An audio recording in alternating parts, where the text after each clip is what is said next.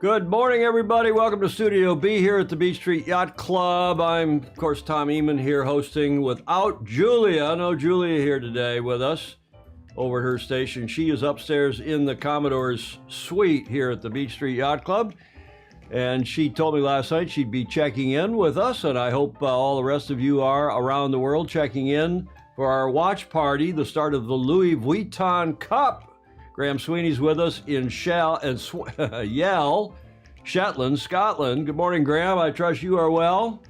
Yes, thank you. I'm fine. You well? Yes, very well, all things considered that it's 0500 here. What time is it there for you? Is it, you on CET, Central European Time? Is it 1400 there? It's just gone 1 o'clock. So you're between UTC. You're on London time. Yeah. Okay, well, that's our normal warm in here. If you want to join us, as Graham has done, you want to join us by Zoom, there is the meeting ID and the passcode. It's my standard private, personal, whatever they call it, 267-220-6570. The passcode is 1851. And over here on the screen, we're watching something on ESPN Plus, but let's see if we can get America's Cup on the app on the TV screen and see if we can get that event working over here. It never is easy. Others here in the States have said the same thing, that it was not easy to get on. Preliminary regatta, we don't want that. We'd like the start of the Louis Vuitton Cup. There's a preliminary regatta. We don't want that. We want not that. Come on. America's Cup, Preliminary Regatta, Barcelona. We don't want that. America's World Cup. We don't want that. I don't see the America's Cup up yet. Where is it? Absolutely epic. 3 days ago. YouTube results. YouTube. We can't have it on YouTube. We got to watch it on ESPN Plus. So where is the America's Cup?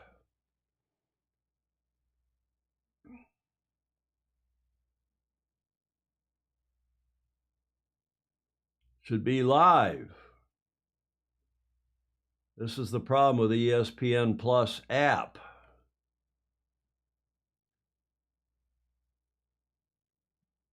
They should be live. You see it on, what are you watching it on, Graham, there? I've got it on YouTube. Now I've got Fox News, ESPN Plus. We'll start from scratch. I set up last night so that I'd get a reminder when they went live. We don't want to miss the start here of the first race. Live. They don't, there it is, also live. Maybe that's the easier way to get to it. Now that we're into the rounds robin, there 'tis. Little audio. The Louis Vuitton Cup, the boat and team that will challenge for the old mug. From today, every team. Steve MacGyver, the lead commentator there. Welcome, everybody. We're back here in Studio B, as I mentioned. I'm your host, Tom Eamon, of course. No Julia, but she is upstairs in her apartment, no doubt tuning in. She is an early bird and a night owl, for that matter. If you want to join us on Zoom, as Graham has done, 267-220-6570. Passcode 1851 will remind people of that going forward. Nice to have you with us, Graham. Just a couple other slides here. We've got 4 races today: the French versus the Swiss, the Italians versus the Kiwis, the Brits versus the Americans. Then the French have a second race against the Italians, so as do the Italians have a second race. And that is for the first round robin. We're in the round robin phase of the Louis Vuitton Cup, the Challenger Selection Series. The winner of which will move on to the America's Cup match itself in October. We're still in August 29th today. It's 0504 here in San Francisco. Thank you for joining us from around the world. It is the 29th of August, day 1 of the Louis Vuitton Cup LVC, or what we often call the Challenger Selection Series, in the round robin phase. The schedule, again, is 2 rounds robin. Each team races each of the other, including the defender. But the defender scores don't count. So if you are a challenger and you lose the defender, you don't lose a point. But if you beat the defender, you don't get a point either.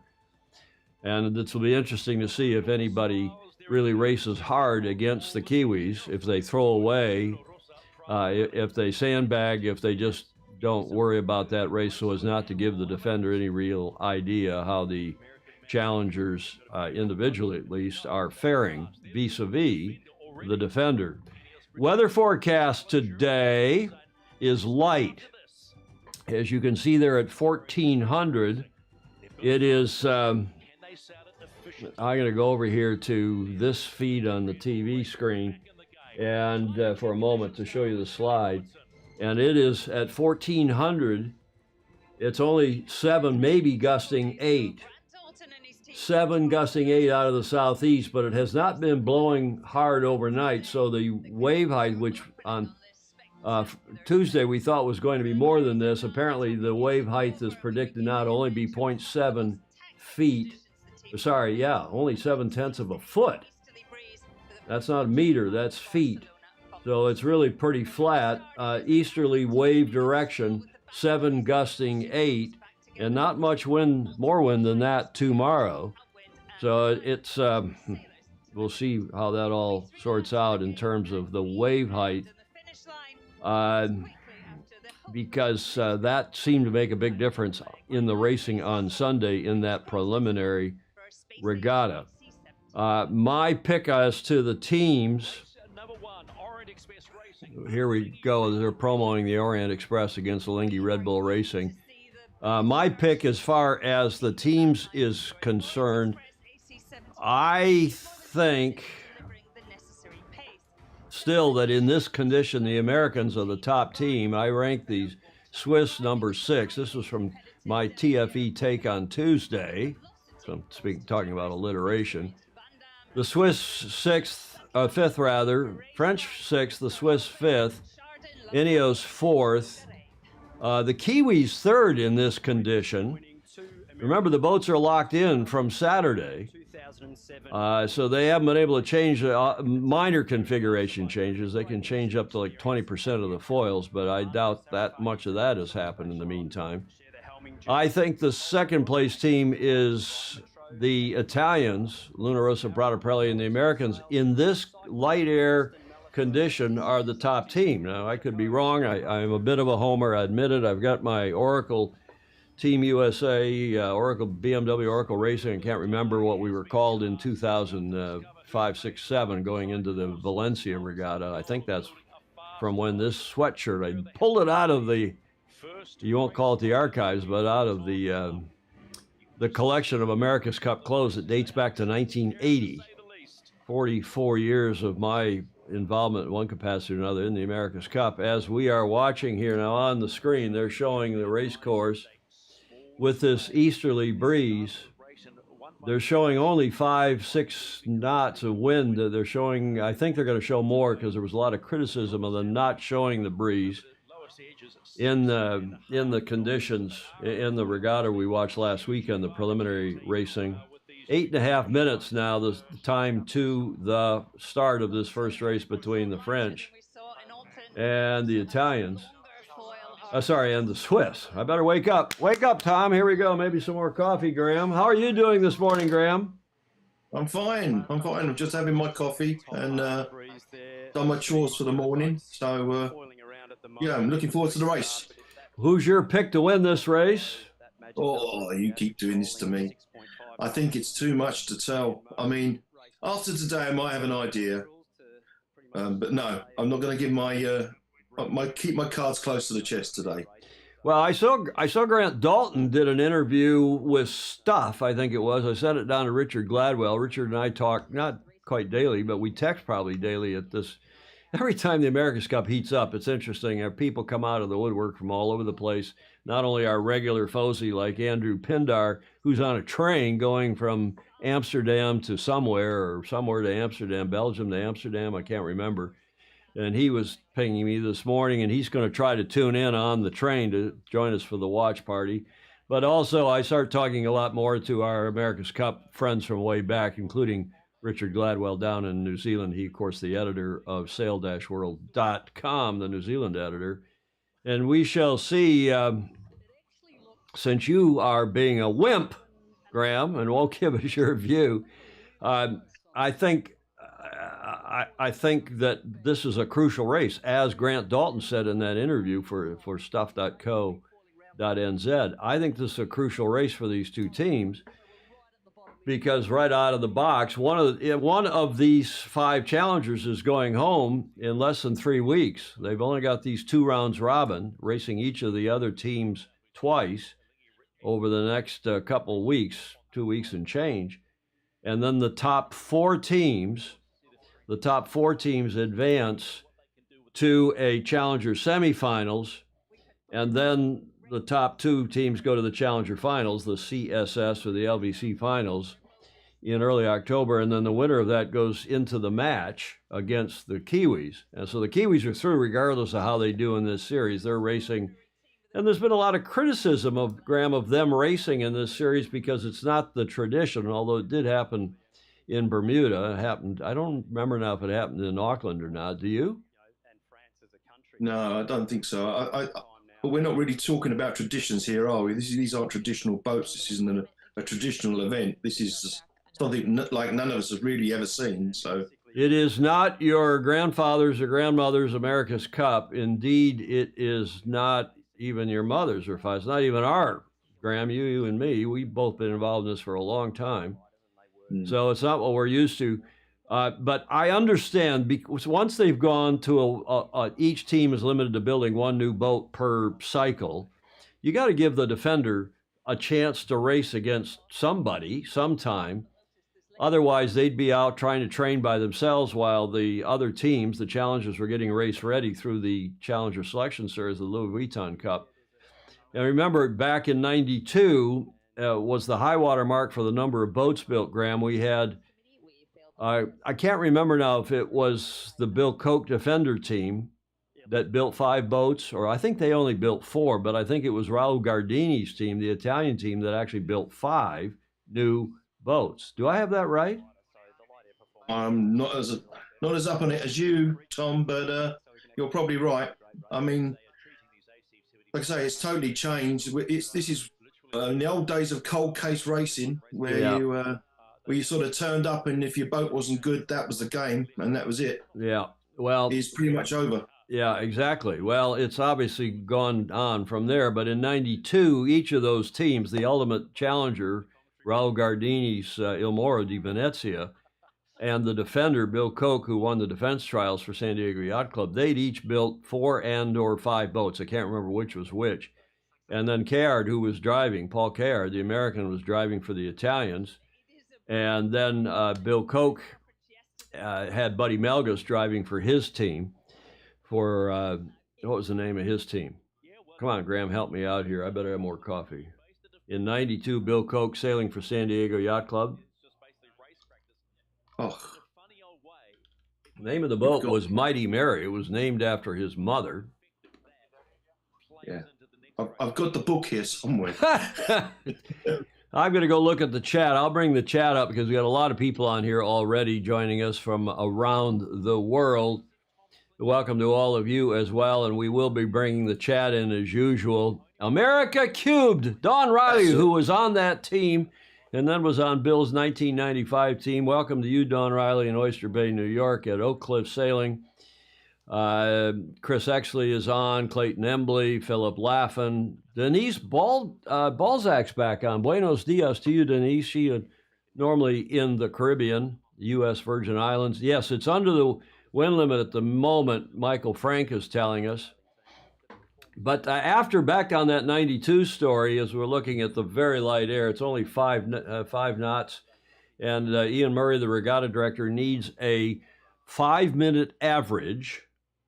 It's called a running boxcar average. So they keep starting this 5 minutes as if it were a boxcar on a train. That's why it's called that. And they go to the next 5-minute average. And as soon as the wind drops out, and it's 5.5 knots, I believe, is the lower limit, and the upper limit is what? Remind me.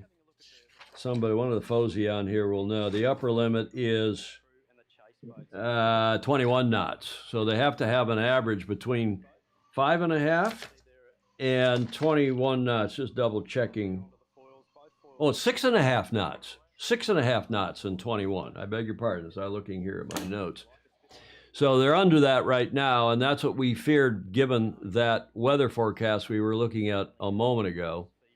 The forecast at 1400, which is local time in Barcelona today, is just 6 knots, maybe 5, gusting 6. So we'll see. But Graham, back to that 92 story. After 92, all the teams, we all said, look, that's too much. We can't have an arms race here. So we limited everybody to building 2 boats, thinking that would cut costs. It didn't, because whether you build boats which are reasonably inexpensive, full-scale model test platforms, or whether you do a lot of testing in the computer or build scale models and then tow in the tank, which is now illegal. It's all done in the computer. I mean, illegal under the America's Cup rules. So it's all done in the computer.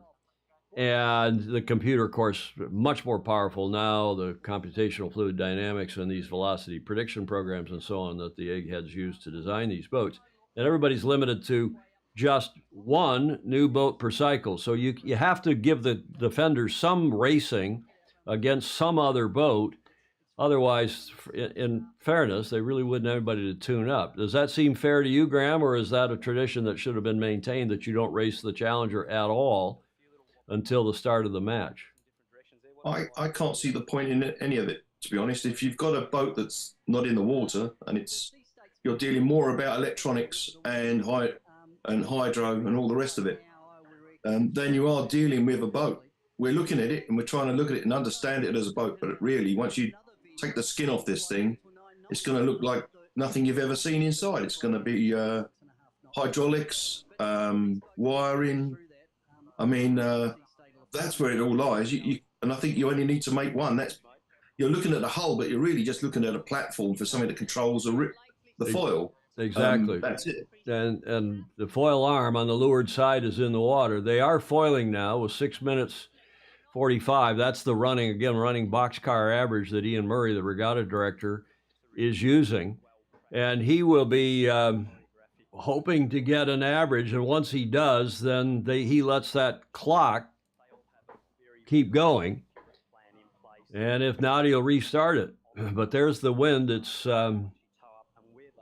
according to the wind at the either end of the starting line, they need to damp those numbers down so they're not changing so quickly. But it's 100 degrees, so it's just south of east, and it's light. It's well under the 6.5 knots, which is the 5-minute average required to race these boats. And why, of course, is it that light?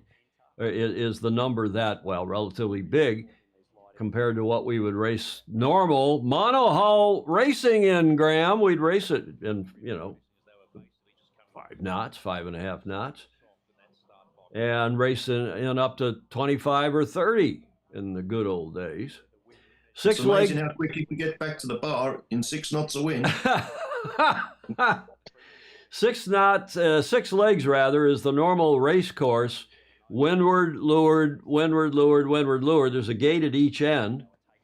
The start-finish being the bottom gate and the obverse. Then they, when they come back downhill, it's looking a little bit better now. And the boats are foiling. Of course, the fear is they'll fall off the foils, foil off the falls. There is the Swiss boat, Alinghi Red Bull Racing, clearly foiling both foils down. Let's see if they go through the tack here, or the jibe. They're being towed. They're up on their foils. That's why both foils are down. They're being towed by this is, Graham, you got to admit, it's sort of ridiculous when you're having to tow a boat onto the foils because it's so light. One belly flopping, it's all over. And it's just, you got to tow the boats onto their foils. And in this condition, we all know what's going to happen. They're going to fall. There's the tow line. They're going to fall off. There's the tow line. They're going to fall off their foils. And one boat's going to get way ahead. And then one boat will get back up on their foils, maybe. And then the other boat will find some wind somewhere on the course and get up on their foils. And you'll see this big accordion effect like we saw in Auckland during the 2021 Cup. Let's go to the comments here.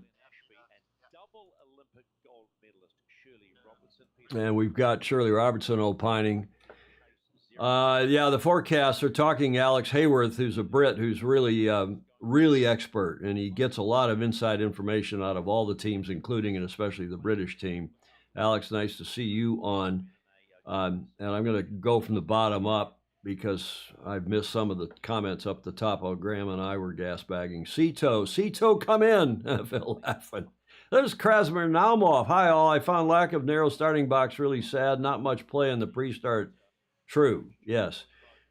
There's one of those, I think, hydrogen chase boats, which each of the teams, by the way, had to pay $4 million for one of these hydrogen chase boats. You talk about not being the modern, not being your traditional America's Cup. Andrew McIrvin, Mr. Dr. Andrew McIrvin, the Secretary General of the International Maxi Association, Chairman of the RORC's Admirals Cup Advisory Committee, is on. And there's some, I think, talking about Ben Ainsley having been robbed at knife point over the weekend. I'm not sure if it was Sunday or Monday. It didn't happen Saturday night. That original BBC report was inaccurate. And that sadly, Ben got rolled and lost his Rolex Yachtsman of the Year, Yachtsman of the World year, his Oyster.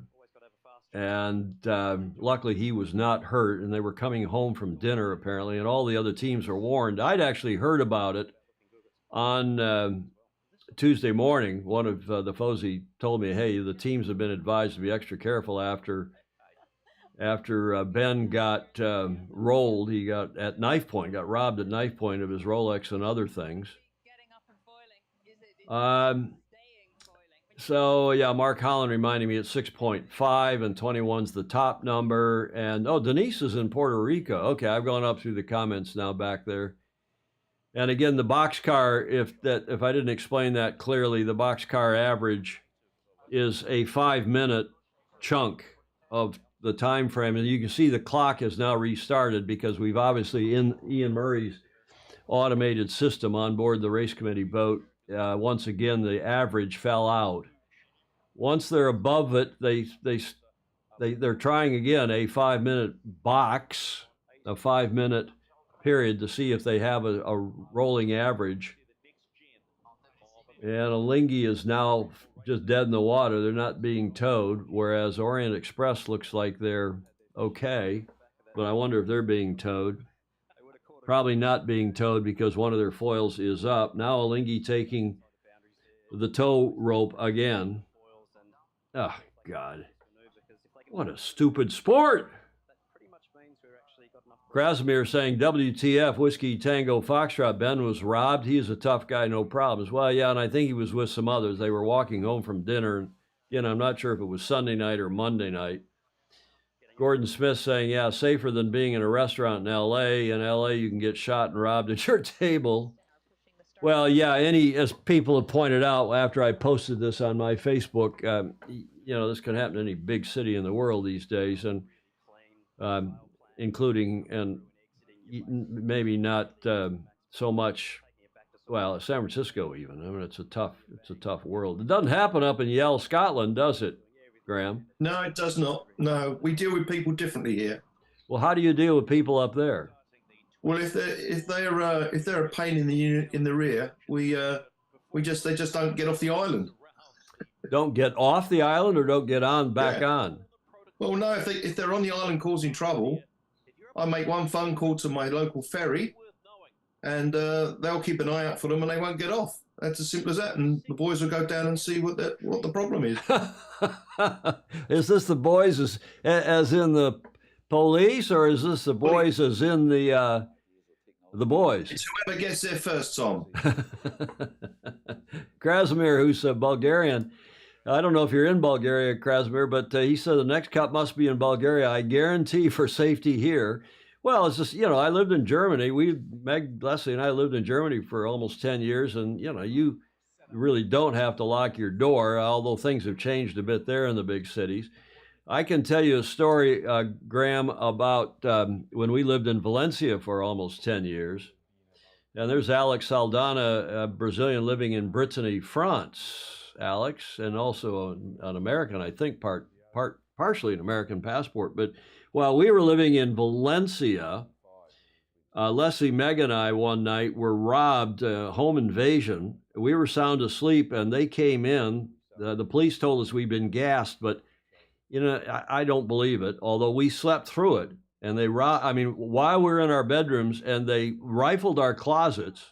Rifled the drawers quietly, obviously, next to our beds, including our daughter, who wasn't a big sleeper by any means.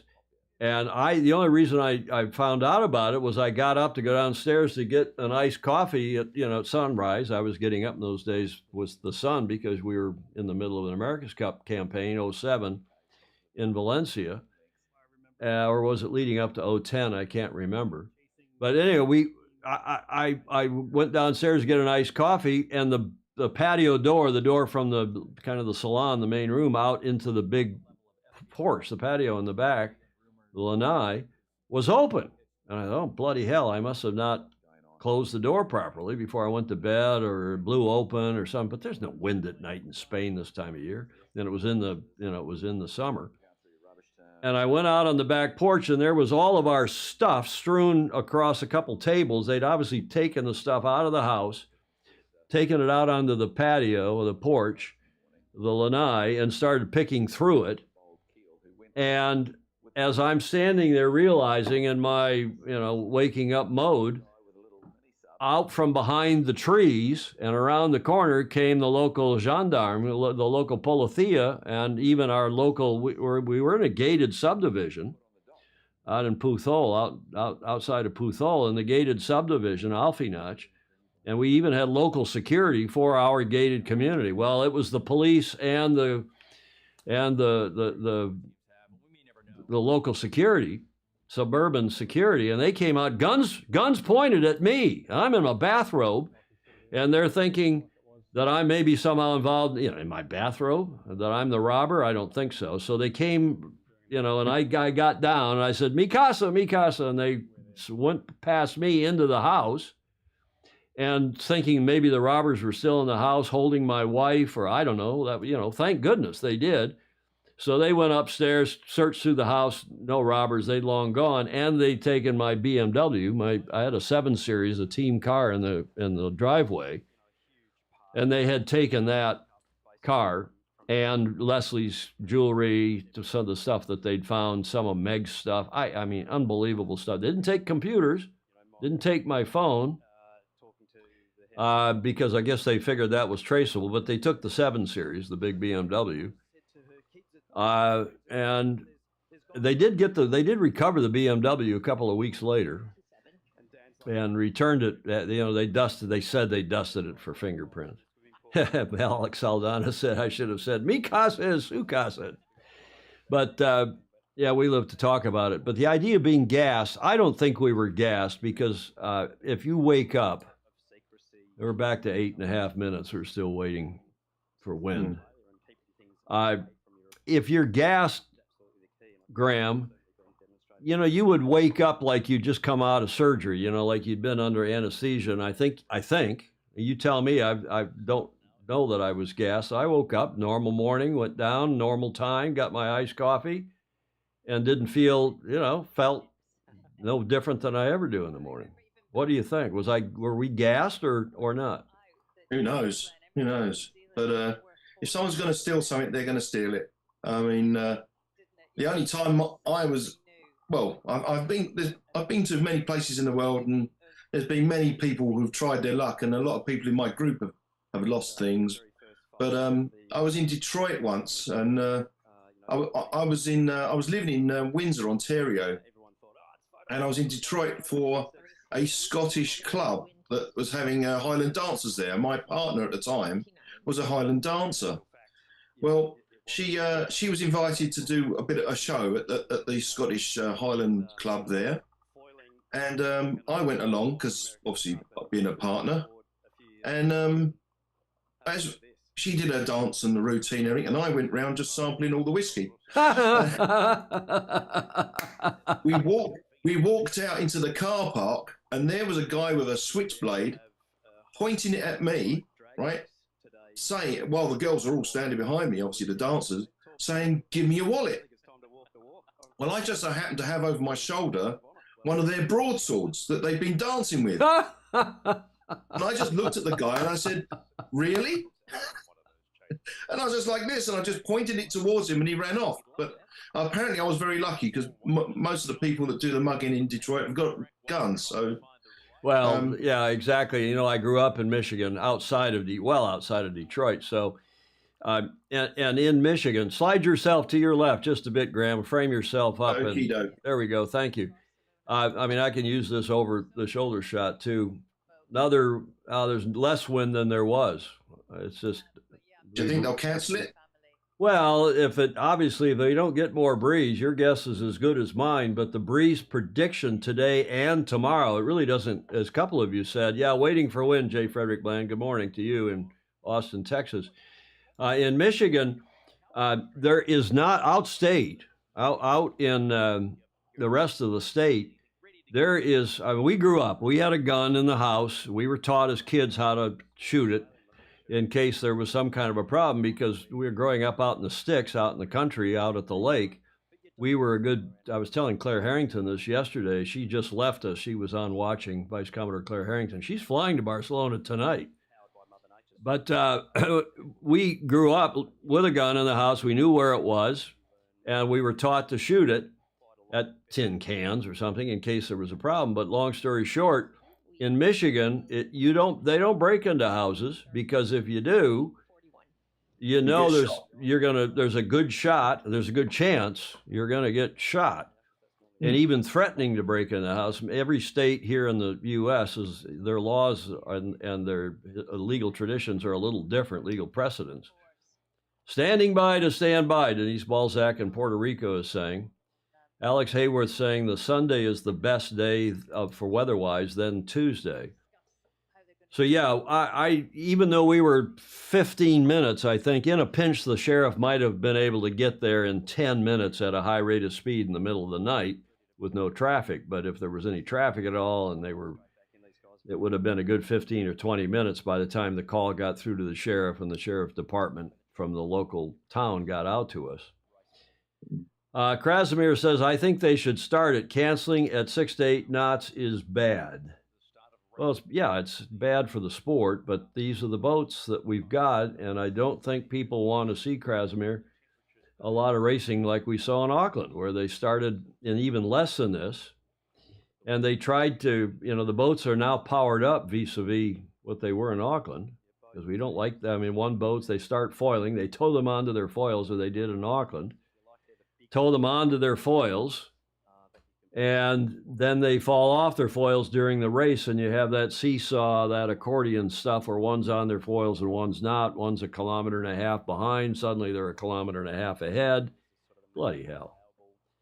Gordon Smith, the progressive that he is in Copenhagen, I like the hydrogen chase boats. About time some energy was spent finding a decent alternative to petrol and diesel on the water.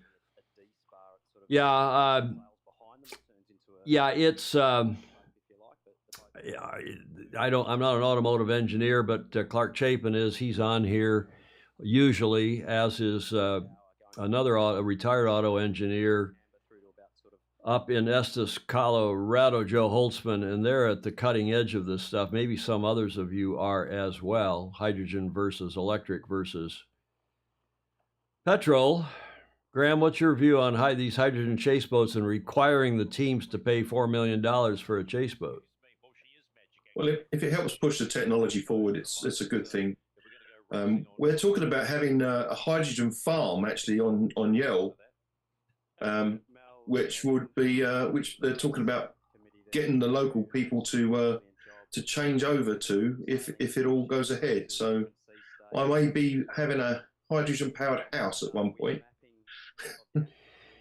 Well, it seems if it's renewable and it's safe and everything else, the idea of going into a gas station, a charging station, in this case, a hydrogen station, and pulling a cassette out of hydrogen, the old cassette, and putting the new cassette in, and that's your gas change, that's your fuel change. It's rather than sitting there for a half an hour at a charging station that may or may not be working, and so on. Thierry de Jong says he's in SoCal, so he's 5:35 as well for him. Normally he's in SoCal. I'm going back to bed. It does not look like racing today. Yeah. I think in Ben, we shouldn't call this a watch party. What do you want to call it? Whatever you like, Tom. Well, thanks. A lot of people have joined us. I was astonished by the numbers over past the last weekend, Thursday through Sunday, when we did those 4 watch parties in a row. And we had, I don't know, an average of 80 viewers, something like that, on the 3 platforms while we were doing this. Sunday, we had 3 others that joined you on the Zoom. On the Zoom call. And if, by the way, anybody wants to join Graham in the Zoom, the meeting ID 267-220-6570. The passcode is 1851. There's somebody else has joined. I see just a close-up of their face. Not sure who that is, or an ear anyway. Oh, it's Chris. It's Chris Autorowski. Commodore Autorowski in Barcelona on his yacht Aphrodite. A wait party, Chris Fury is saying. Good morning, Commodore. How are you, sir? You're muted, Chris. the common Zoom. You're still muted. Can you turn your phone or whatever, your phone or your iPad? Oh, he's walking out on the deck with maybe Sean and other. He's going down below now. Yeah, you're muted. We're not hearing you, Chris. The story of our Zooming lives here in the 2020s. There, how's that? We got you. Good morning, Chris. Good afternoon to you, sir. So I am on the deck. Actually, it's above a Kentucky Fried Chicken, but it happens to be the apartment that has been rented by Peter Harkin and his wonderful wife, Edith. So we are up here, and we've got this fantastic view, which I'll show you here.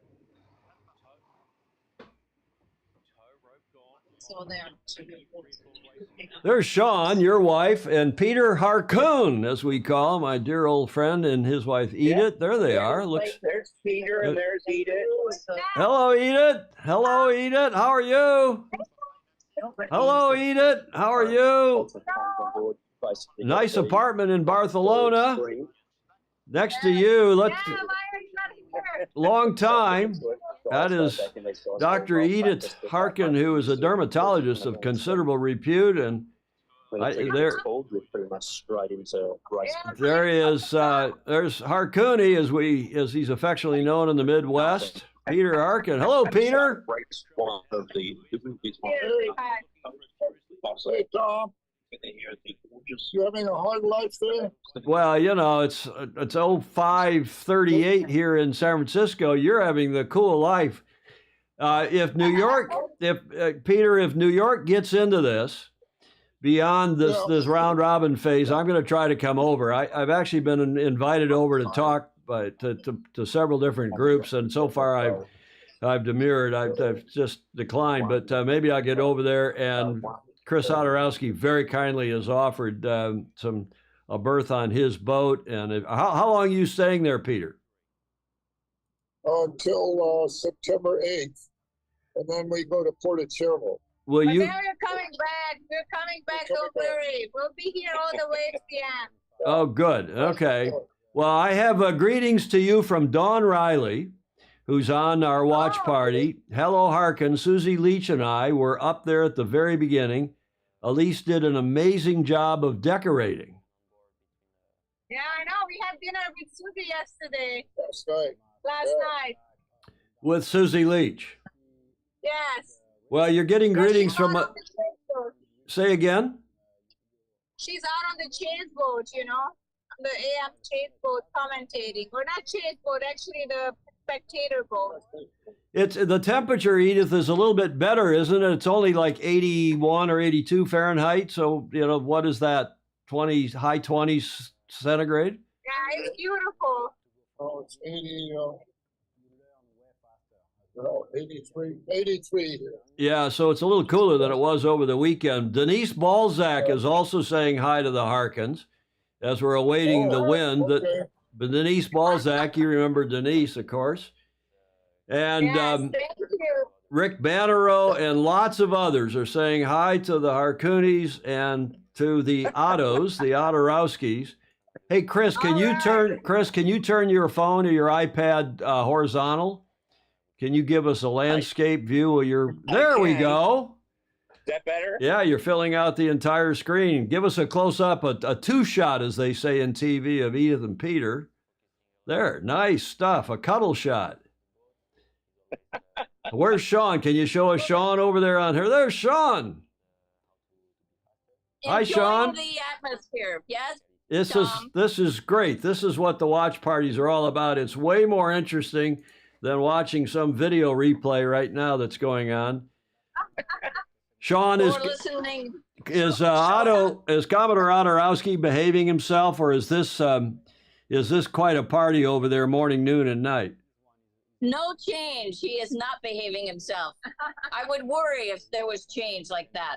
Chris and Sean, stalwarts at the Seattle Yacht Club, and of course Peter and Edith, stalwarts at the Lake Geneva Yacht Club, and the what other yacht clubs are your favorite clubs, Peter Harkin?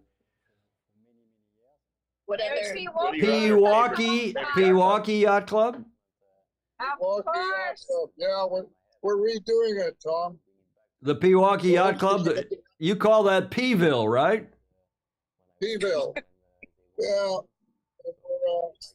we're aiming to redo it, to build a new club and stuff. Well, the Lake Geneva yacht, the redo of Lake Geneva, the yacht club, what's that now, 4 or 5 years old, and the Buddy Melgus Sailing Center is fabulous.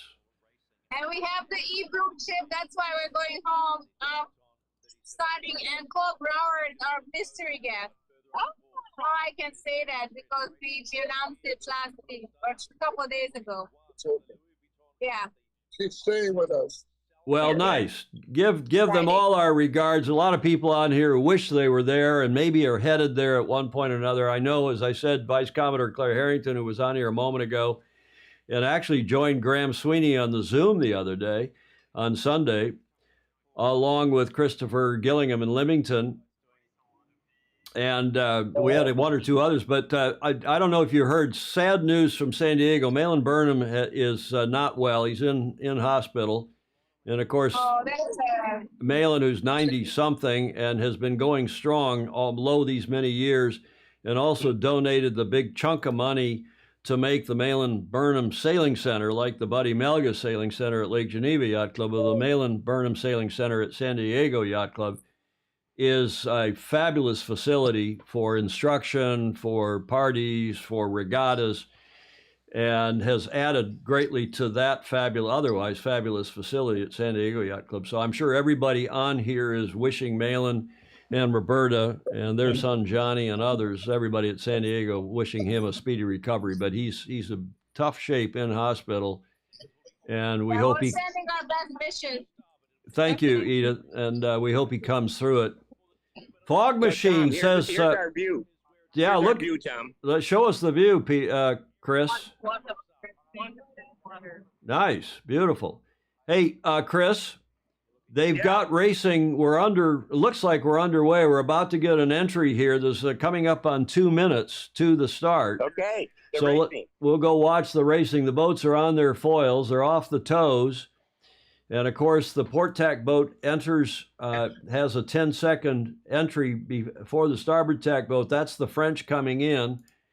And the French are ahead. They got on time for a change. Chased down now by the Swiss, Olingi Red Bull Racing, as they jibe around. We'll see who the first to fall off their foils is, and then again, whether or not Ian Murray has to call this racing off. But once they've started, it's a go unless, I don't know what the lower wind limit is. Does anybody else know what the lower wind limit is if they're actually in a race?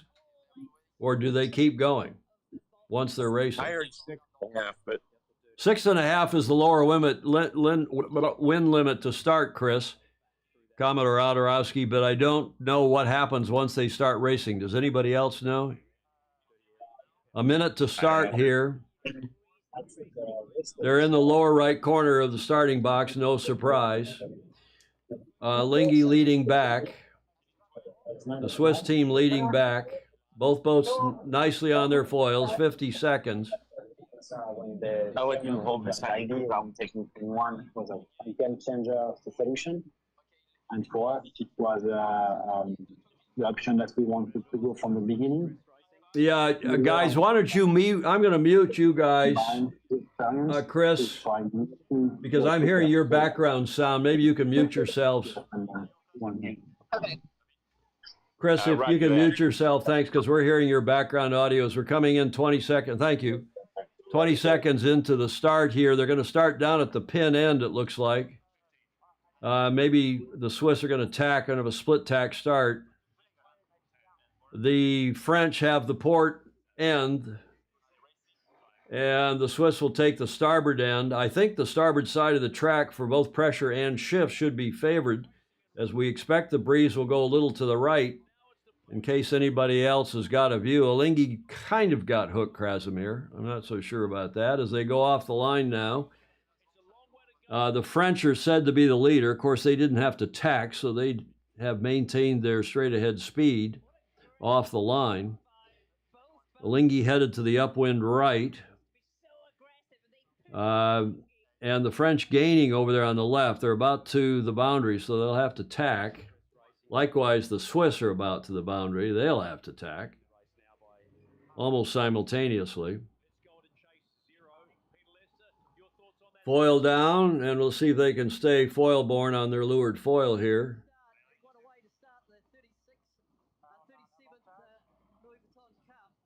Barely, but yes, and the French in the lead. Again, this is a probably, yeah, Tom Ogletree, I agree. It looks like the French are lifted and maybe more pressure on the left. There are the Kiwis in the background getting ready for their race, but the French clearly crossing ahead. They're the giveaway boat, port tack, wind coming over their port or left-hand side with about 140-plus meter lead. The French ahead of the Swiss. Race 1, day 1 of the Louis Vuitton Cup, the Challenger Selection Series, all 6 teams racing. As Glenn Ashby, the superb commentator, the Aussie, he's with the defender, but he's helping coach the French team, as well as doing TV commentary. Multiple Olympic medalist, gold medalist, and multiple world champion in various multi-hull classes. The French with the early lead up the upwind left side as they tacked on the face of Alinghi and bounced them back to the upwind right. Thank you for joining us, everybody. Gordon Smith thinks the French are going to win. We shall see. There's a lot of race left, obviously.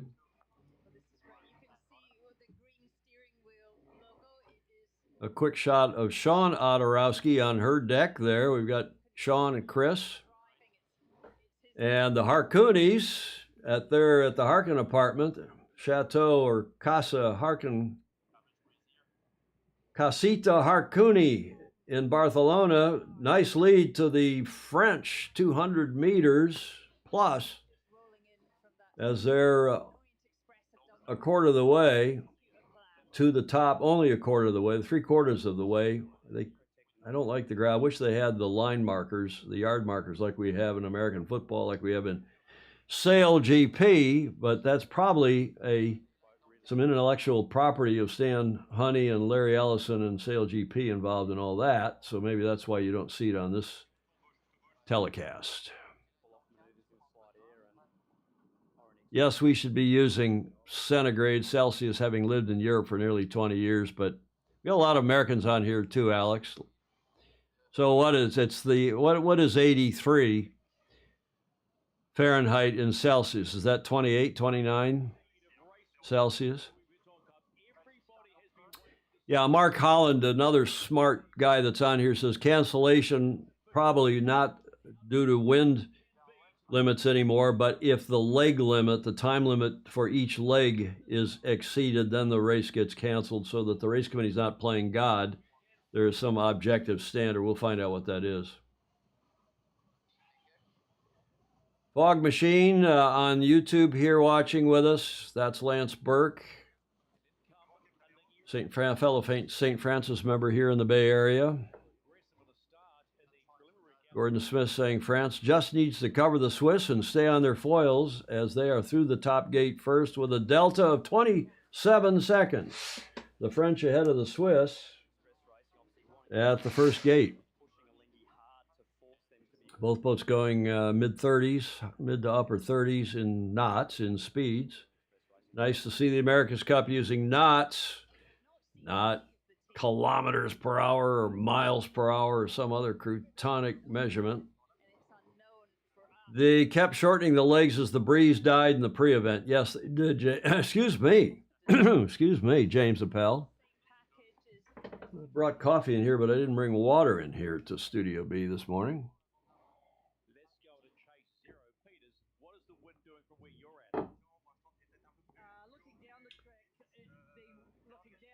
The right-hand side looks a bit more pressure, and that's where both boats are heading now.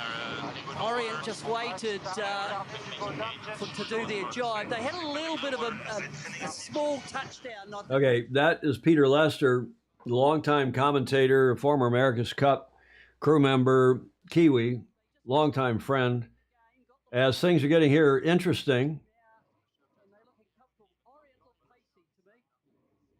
I think it's closed up, maybe not. I guess both. What is going on here? Oh, okay, both boats are on port tack, so it's not so interesting. Both boats are on starboard tack, approaching the starboard boundary. I beg your pardon, 200 meters, still the on the downwind right side of the track. Peter Lester saying there was more pressure on the right, and I don't know if he meant the upwind right or the downwind right.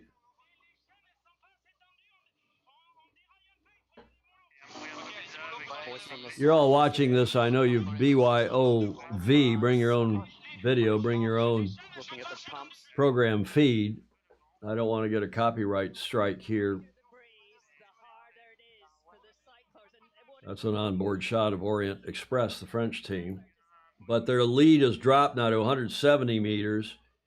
Well, maybe the Swiss are quicker downhill. You can see the gauge closing up. Both boats going across. You can't. It's hard to tell if they're going upwind or down. We all know they're going downwind because they're on leg 2 of 6. Earl S. Hicks Jr., thank you for the coverage from here in Kentucky. Been following the America's Cup since Dennis Conner was sailing. Go American Magic. Bring home the cup. And we've got a race. You just heard Steve MacGyver say as the Swiss look quicker downhill. Maybe they're bringing puffs with them. The wind from behind them, of course, as they come into the bottom gate the first time, the end of the first of 3 sausages or laps. Orient Express has the least time on the water. They got their design package, of course, from the Kiwis. And it's down to 120 meters. The Swiss in the chase.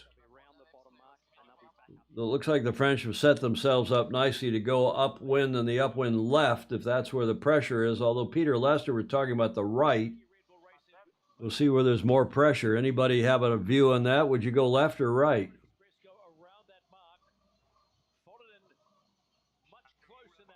Much closer indeed. What's the delta? It was 27 last time. It's only 13 now. Delta, of course, for most of you will know, is the mathematical or word delta for D, the Alpha Bravo Charlie Delta in the phonetic language, but also in the math delta for difference. We've been using that in the America's Cup since I've been involved, since 1980. Krasimir and Gordon Smith both like the left. And the various teams, Shirley Robertson and the other member of that commentary team, she is in the booth with really tricky conditions. Really tricky conditions. Yeah, indeed. Shirley Robertson, the double Olympic, gold medalist for GBR. What a start. What a way to start the Louis Vuitton Cup. What a way to start the Louis Vuitton Cup. Well, I hope the racing's close. I hope the challengers all come good. I hope one of them gets the other, the ultimate winner, good enough, fast enough, strong enough to beat the defender. They both seem to like the upwind left. Swiss 160 meters ahead. LHS, I assume you mean the left-hand side. Do you mean the left-hand upwind or down, Gordon Smith? Maybe the French are a click or two faster uphill. Look at as they seem to extend their lead. Maybe the left is better. Just got a little more pace in that more breeze there as they head out to the left-hand side. So Glenn Ashby thinking there's a little more pressure, hence a little more pace for the French on the upwind left. I wish they'd say upwind left if they're, because it's confusing. We understand it, but to the non-racer especially. That's why when I'm doing commentary with Andy Rose and Matt Whitfield and the esteemed Tommy Spithill down at Governor's Cup in Newport Beach, we try to use, I've been getting everybody to try to use upwind left, downwind left, or upwind, downwind right. OE is faster up, Alinghi are faster down. Krasimir Naumov has proclaimed. OE seem to have issues with speed out of the jive. Good observation. OE being Orient Express. The French team. Good sailors on that team. Good helmsman. Good sailing team all around. Terry Pepinay, is it his brother or his son? Kevin Pepinay is the portside driver. Yeah, they've extended almost 350, well, more than 350 meters at the moment. They, the French, over the Swiss on the second upwind leg. See how they handle this top mark approach and exit. Last time up here, they delayed their jibe, and that meant that Alinghi could jibe on the inside, and they made big gains, especially about halfway down. So it'll be interesting to see what Orient just... Nephew, thank you, Don Riley. Nice to have you on, Don. If anybody wants to join Graham on the Zoom, Graham and the Harkin/Odorowski group at the apartment there in Barcelona at Casita Harkuni on the Zoom. There's the Zoom credentials, 267-220-6570, passcode 1851.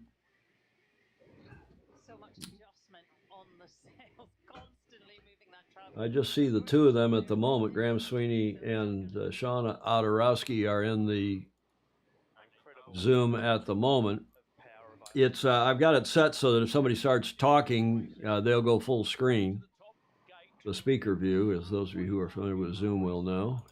Coming into the top gate at the end of leg 3 of 6. So halfway through the race. Looks like the French have extended.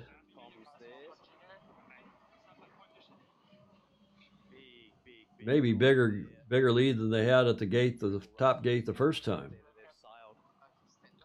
It was 27 the first time, it was 13 at the bottom gate, and now we shall see. They have extended. It's going to be closer to 40 seconds. Wow.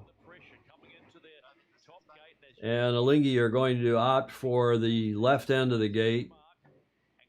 They'll go down the downwind right side of the track and try to chase down the French again. The delta, 46.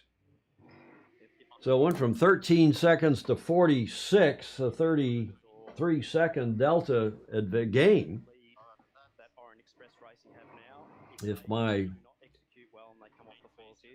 Public school math is correct. Hydrogen, Mark Holland has said there's was a recent notice board item that listed the price to be paid by the teams as 336 euros per kilogram. Seems pricey. That's for the price of hydrogen to refill their boats, those $4 million hydrogen boats they had to buy. Is that right, Mark Holland? Yeah, Tom Ogletree, a bit of a horizon job.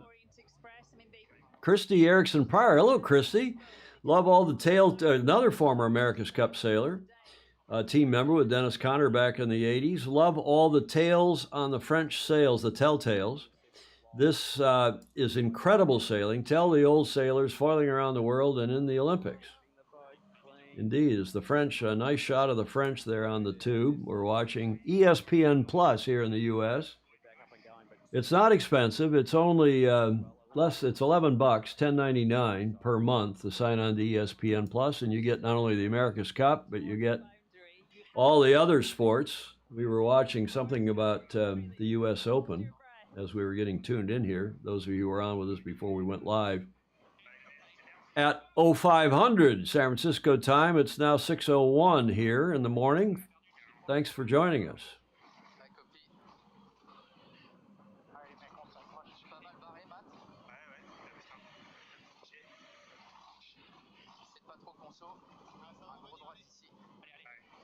Orient Express with more than a half a kilometer lead now.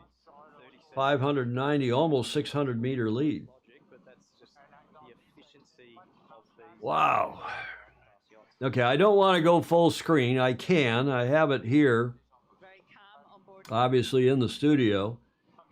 But I don't, if I go full screen, I risk getting a copyright strike. And we want people to go sign up to ESPN Plus. Or in every other country, you've got live free-to-air or free-to-internet coverage on YouTube, Facebook, other streaming services in your respective countries. Here in the U.S., it's $11 a month to watch it on ESPN Plus, or you can watch it the next day. The next day on ESPN Plus, you can watch it free. As you saw when maybe at the top of the show when I was getting us tuned in, you could see that we were seeing the regattas from last weekend, the race days, the 4 race days from last weekend, was then free to air on ESPN Plus and elsewhere. I think on YouTube as well, here in the States. But it's geo-blocked for the first 24 hours. Good morning, John Bechtel. Another Bay Area sailing fan. Saw him over at St. Francis Yacht Club yesterday, midday. Okay, the Delta at the bottom gate the second time. Alinghi Red Bull Racing will have gained. They're back to 33 seconds, so this procession continues, but it was 46 at the top gate. It's now 33 seconds, the Delta, at the bottom gate the second time, gate 4. So they picked up 13 seconds on that leg. So clearly the French, they may have sandbagged a bit, Tom, but why would you? I mean, these are two challengers trying to figure out their boats, figure out their programs. And Quentin Delapierre, who is the helmsman, the starboard side helmsman on the Swiss, but I doubt he would be sandbagging. Alan Pryor, Christy is saying, I thought you also were with a team, though, weren't you, Christy? You didn't sail on even a B team? I thought you did. Her esteemed husband, Alan Pryor, who I sailed with in the Maxi world, sailed with DC in San Diego, Trev, as he's known, Alan Pryor. I had never had the pleasure of AC racing, okay?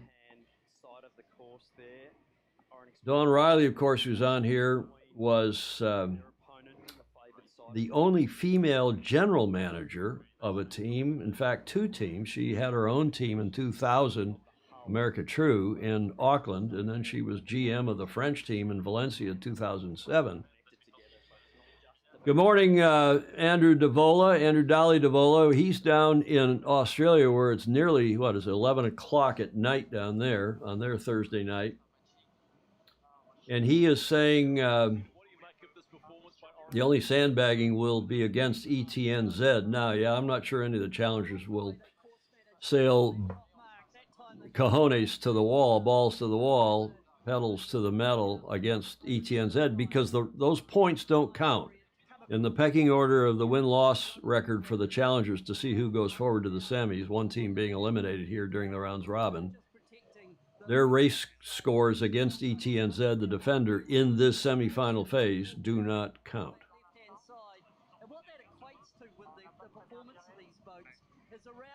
Yeah, Gordon Smith, you're right. I thought Alinghi would be better than they are, but they're struggling, obviously, here. I think their 2 mast breaks had a lot to do with that. Remember, they're sailing with an old rig, an old mast, having broken 2 rigs.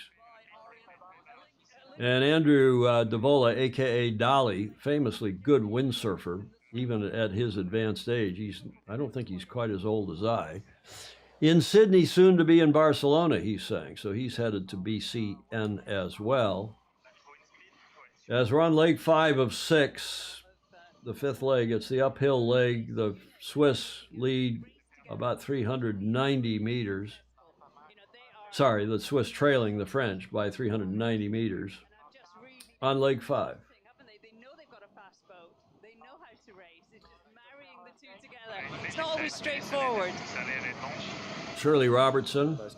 I think the commentary team, you can argue about Steve MacGyver, who's a radio in New Zealand or a radio guy in New Zealand, who was the host commentator, the lead commentator last time. None of us is perfect. This is a hard job, and he's trying to keep Grant Dalton and the TV production company happy. And I think all 4 of them have done a really credible job so far in what they did last weekend, Thursday through Sunday. And it's so much better than those guys getting all excited and Sail GP. Oh, they're closing up. Oh, this is the most amazing thing. We've got a race on. Oh, now, excuse me. This is tennis. This is golf. This is our beloved sport, and he walks up to the tee, or she's now about to serve, and here they come around the final rounding. Steve MacGyver gets a little excited. Okay. Phil Laffin agrees. Commentary. Philip, do you ever go by Phil? I hope I'm not hurting your feelings by calling you Phil. Philip Laffin. Commentary 100% better than Sail GP. And again, the French. Gordon Smith speaks fluent French. He must speak Danish, and of course he's a Brit, so he speaks English. And what's the delta now at the top gate, the final time, as the Swiss come in trailing by 40-something seconds, 48. Okay, if this is the condition going forward, and as you all know, it gets lighter, well, probably not much lighter than this, but either you have the big blowies, you have a real strong wind this time of year in southeastern Spain on the western end of the Med, or you have this condition. And I think American Magic is moded for this condition. Moded, meaning set up. Their sails, their rig, their foils for this condition, which is why I rank them. It's not just because I'm a homer, and of course I'm a bit of a homer.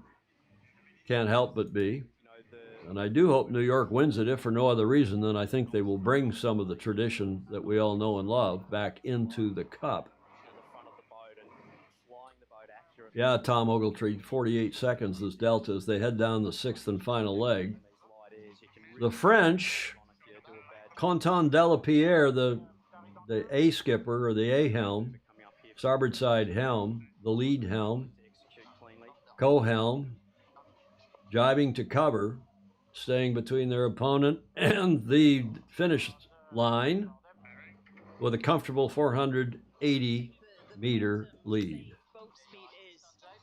Zoom details, Gordon Smith, 267-220-6570, the meeting ID, the passcode 1851, my standard personal meeting credentials. Christy Erickson Pryor, yes, the French boat was purchased from the Kiwis. They're also been getting coaching from the Kiwis.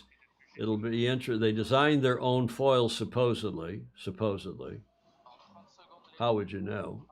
And, of course, they've been getting coaching from a Kiwi team member and Australian super sailor. It was expected that they would not do well, and here they are. Glenn Ashby. Look at us. We got a fast boat, and we know what to do with it. We have a fast boat, and we know what to do with it.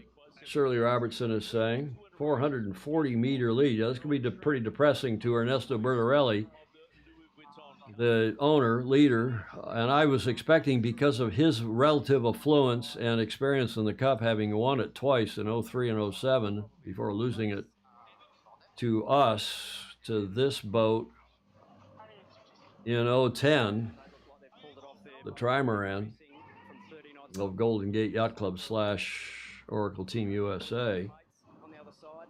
I would have thought they'd be better, but again, having broken those two rigs, one after only 20 minutes of sailing, this is just a couple weeks ago. Here they come in, the French do, into the finish with a 200, almost 300-meter lead, according to the GPS.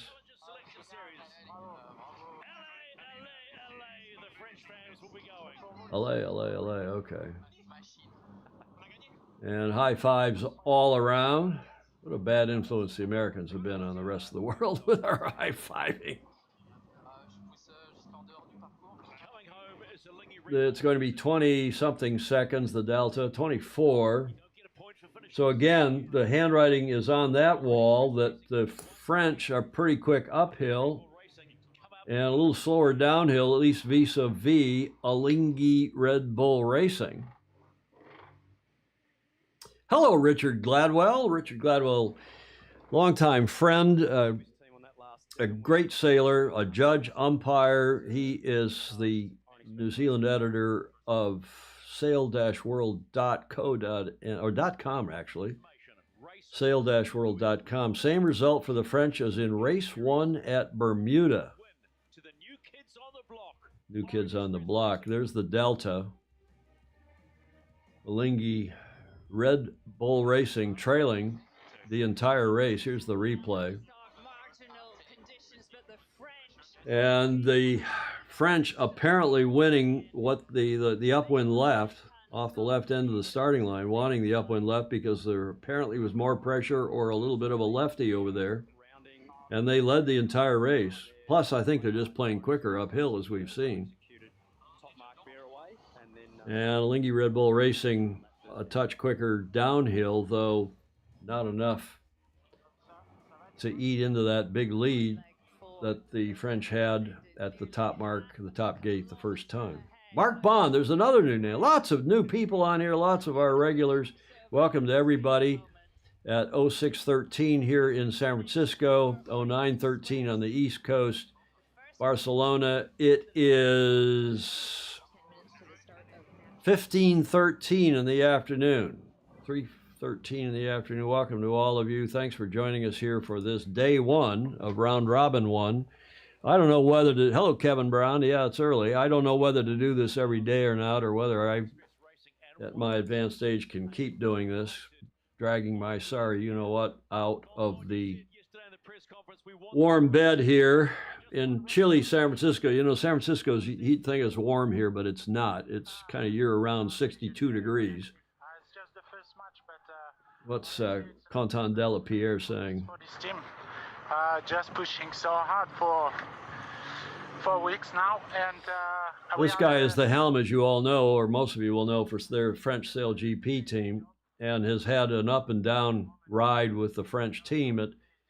He's a great young sailor. I know him a little bit, not well.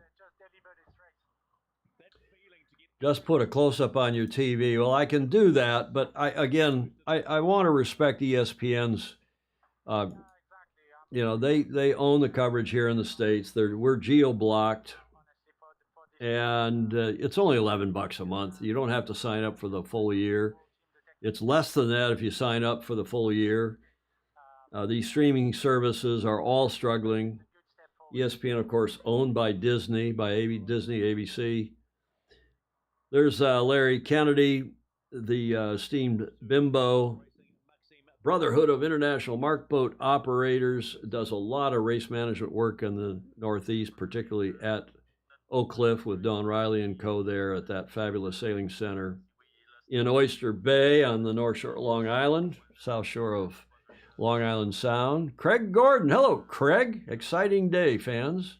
We're on day one of the Louis Vuitton Cup 2024 edition. Nice to have LV back in the game after Prada sponsored the Challenger Selection Series last time. And now LV is back, although we don't see much of Bruno Trouble. They did have an LV ball the other night. It looked pretty exotic, as they have always been since LV started sponsoring the Cup in the Challenger Selection Series, that is. They're also the title sponsor for the Cup again. They started in 1983. The brainchild of Bruno Trouble and then the late, great Henri Racamier, who was then the head of LV, Louis Vuitton, before they were bought and merged into that LVMH.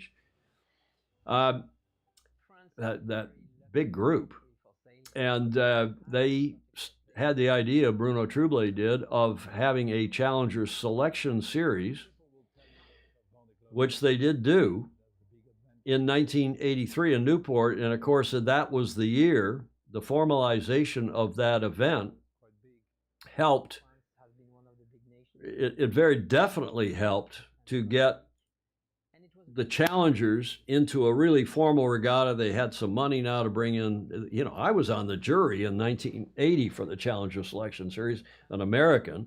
That didn't seem right. But it worked. I was hearing protests. Nobody complained. A couple other Americans. And then in 83, they brought in non-American judges. They had a good race committee. Ida Lewis Yacht Club ran a really good Challenger Selection Series. The late, great Peter de Savary in that series got his victory 83 into the finals against, after, a tough go in the Challenger earlier part, the rounds robin, and it got in against Australia 2 into the finals. They had the other two Australian teams challenge 12. And Advance was the other one, Ian Murray, in fact. Speaking of Ian Murray, who's the regatta director now. And they got Australia 2 faster and faster and faster through the summer to the point where they were competitive with a Liberty and beat them 4-3 in the match, in the finals. And, of course, ending New York Yacht Club's longest winning streak in sports, 132 years in international sports. So they're filling some time now as Orient Express being celebrated here on a recorded video. There's Canton Delapierre again. Like, this is my dream. I just want to win the cup. For a good guy. It means a lot to come back. Uwe van Belo. Welcome, Uwe. Greetings from Hamburg. You would always say that. Longtime friend, Uwe van Belo, stalwart there at the Norddeutsche Regatta Verein, and where I was proudly a member when we lived in Hamburg for 9 years. There's a lot of money.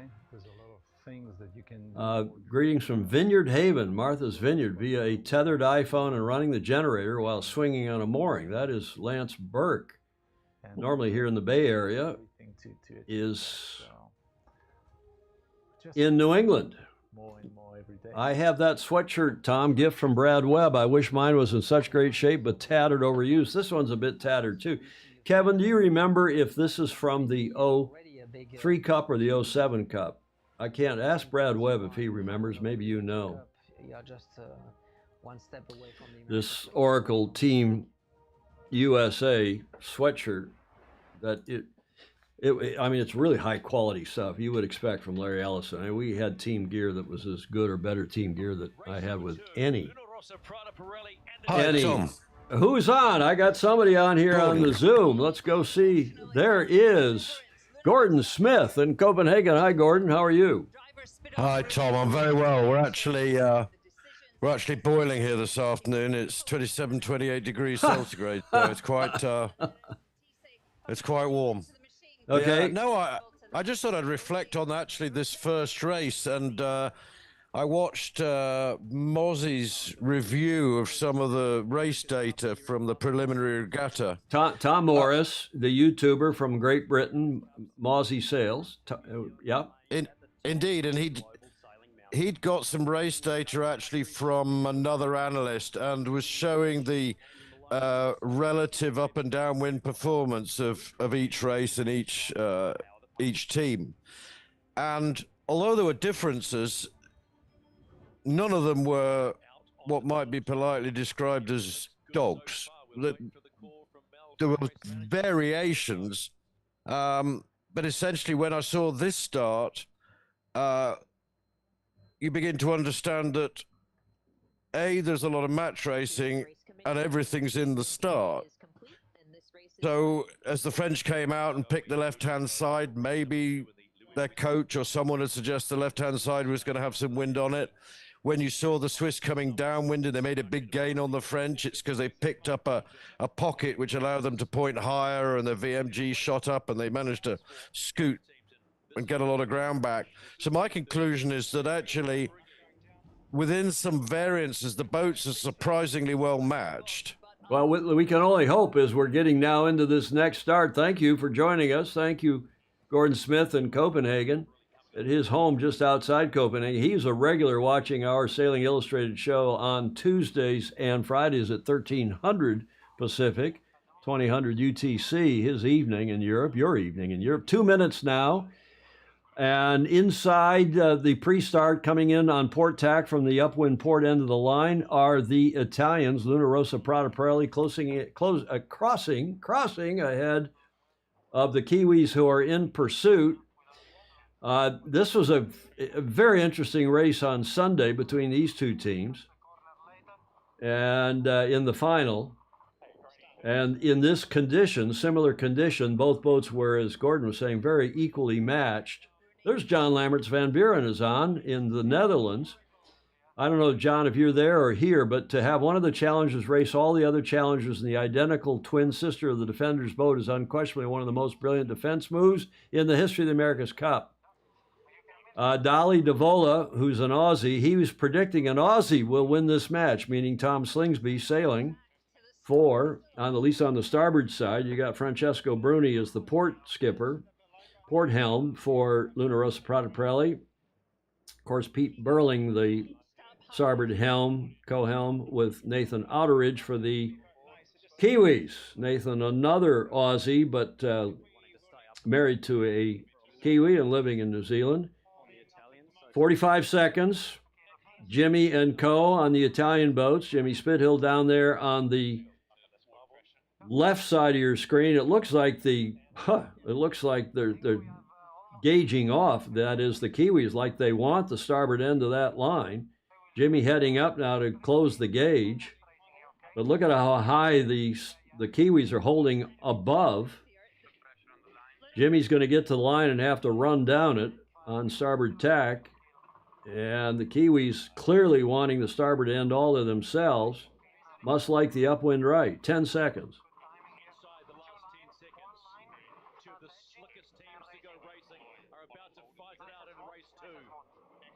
There they go, the Kiwis and the Italians.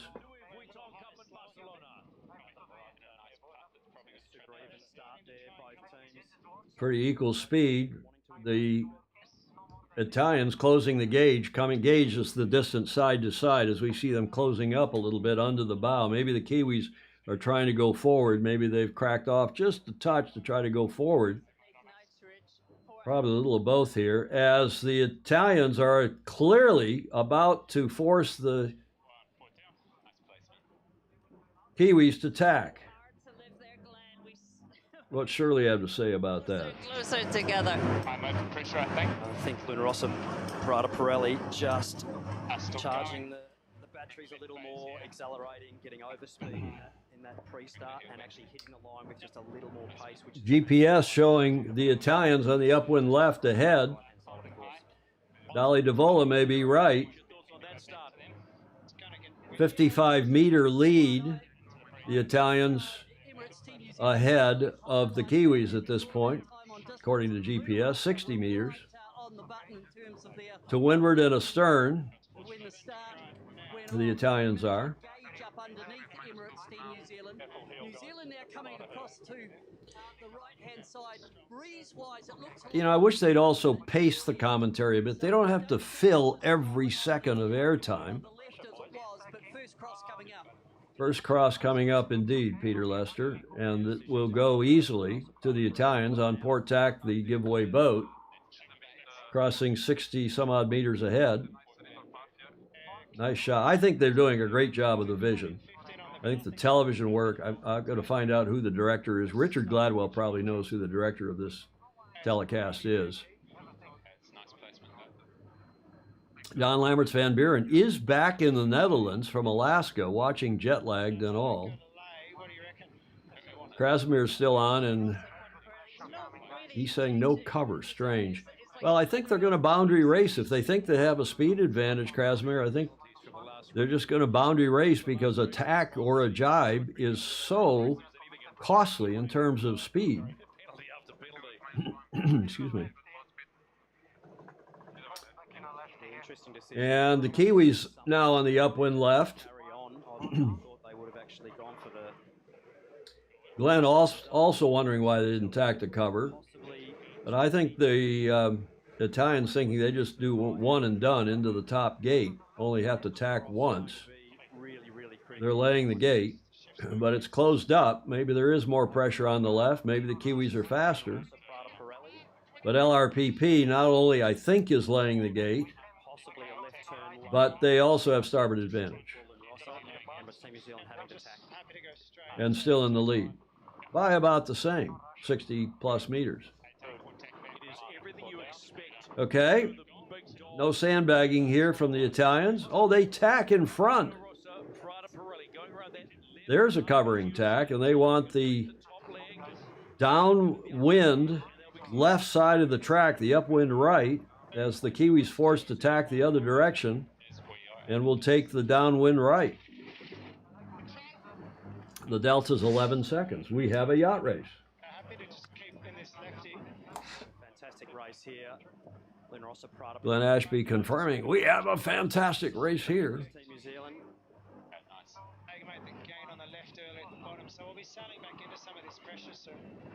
Graham Sweeney. Graham Sweeney, what do you think, sir? I'm trying to stay awake. Come on. It's your afternoon. Have a cup of tea. Have a cuppa.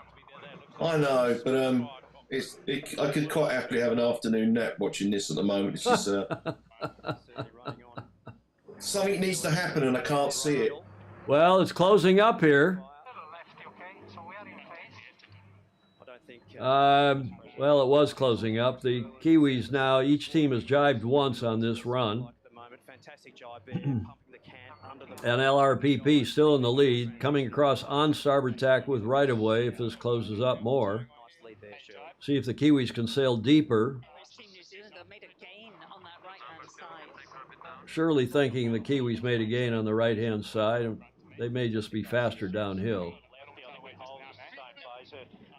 Only 40 meters at the cross. LRPP ahead of ETNZ. Fantastic race, all about the pressure coming into the bottom sector of this course here now. I don't know, what do you prefer? I prefer the four-letter shorthand NYAM, Magic, NYAM. Tom Ogletree coming back for some pizza pie. Where are you, Tom? Are you on the East Coast? Mark Michelson, who's up in Idaho, nap time. That's our demographics these days. No offense, Graham. This is going to be close, I think, on this next. I think there's more pressure on the upwind right, guys. That's the southeasterly side of the track. I think LRPP are quicker uphill, or as quick. Had the better start. We're able to squeeze Team New Zealand off and make them double tack early in that first upwind leg. Doesn't look super strong to me. And again, a little on the glass face. So you probably take the right mark with an early tack. I think that's Nathan Outeridge's voice, isn't it? Talking on the boat to Pete Burling. on the Kiwi boat. And the teams all use upwind. So he said, I think the Pradites are going to take the upwind, or he didn't say upwind, but the right-hand gate, meaning the upwind right. And the delta is only 5 seconds. So the Kiwis definitely have gained on that run. From both teams there in this lighter breeze. Now maybe the Prada team have found out what they need to know, and maybe they are sandbagging and letting the Kiwis come back. Maybe the Kiwis were sandbagging at the start, purposely wanting to start behind and seeing if they can climb ahead of the Italians. How would you know? Now, having said that, my experience, having done these cups since, you know, one capacity to another since 1980, 44 years, bloody hell. You know, we always talked, oh, well, these races won't mean much. And, you know, Dennis, who was the past master at sandbagging, even he, the adrenaline would kick in, the testosterone would kick in, and they'd say, we got to go for it. We got to go for it. Philippe Presti, the coach has been Jimmy Spithill's coach for a long time on the Italian chase boat. Sandbagging at 30-plus knots, Mark Michelson is saying. Mark Michelson, the esteemed weather guru for Sailing Illustrated, he's been lending us a hand with weather. He does routing or routing, but weather routing for lots of top teams, sailing teams in this country and beyond. Gordon Smith, yeah, but LRPP are at the very least equal to ETNZ here. Good point. Not much in this. One puff or one shift on one side of the track or the other could change things. I'm still not quite sure what I think of this graphic. Supposedly the green is stronger breeze, right? And that looks like where the Kiwis are headed. So if that green means more pressure, what does the blue mean? I can't remember what their graphic was. Their computerized wind graphic that's supposed to be accurate using LiDARs. Game on, Denise Balzac saying. Vamos, here we go. Let's go. You're sailing on board, you're perhaps looking further. LRPP sailing in the lesser wind, Krasimir is saying. So that blue is lesser wind, the green is stronger wind. That's what I thought I remembered from that Cap Gemini wind speed graphic. That's still 60 meters, not much in it, but LRPP is going to this time do a face plant here on the Kiwis. This resulted in some penalization here last time. The shoe is on the other foot, as the Kiwis have to stay more than that diamond. There is a diamond around the boats that includes the foils, as Prada is going to tack and, there could be a protest here. That's interesting. They're heading into the gate. Could be a lead change here too. Looks like a lead change to me. Huge move there in that tack. Massive high, slow motion. So maybe, maybe the Italians sailed into lighter air as we were speculating. And maybe the upwind right is not faster. Maybe the Kiwis are just plain faster and they've come from behind. Maybe they intended to start behind, which is why they did that strange starting way off the starboard hip of the Italians. Maybe just wanting to stay ahead or stay way different, way away from the famously aggressive Jimmy Spithill. Okay, on all the wind apps, blue is light, getting stronger is green. Baton Rouge, Baton Cannon in Charleston, South Carolina say bright green is stronger and yellow to orange is even stronger. Blue is light, green is stronger, yellow to orange is even stronger. The delta was what? I missed that delta, but it doesn't matter. The Kiwis have taken the lead on the upwind third leg and are now 160 meters in the lead. Let's see if they sail away. That was a hammer drop, really. Bravo Zulu, New Zealand. Krasimir is saying, yeah, I totally agree. Graham Sweeney, what's your thought there? Yeah, I think the New Zealanders just got into the slot and went for it. Just showed that they are dominant. Because that was pretty awesome, that overtake. It was awesome. That's a good word for it. Amazing, even.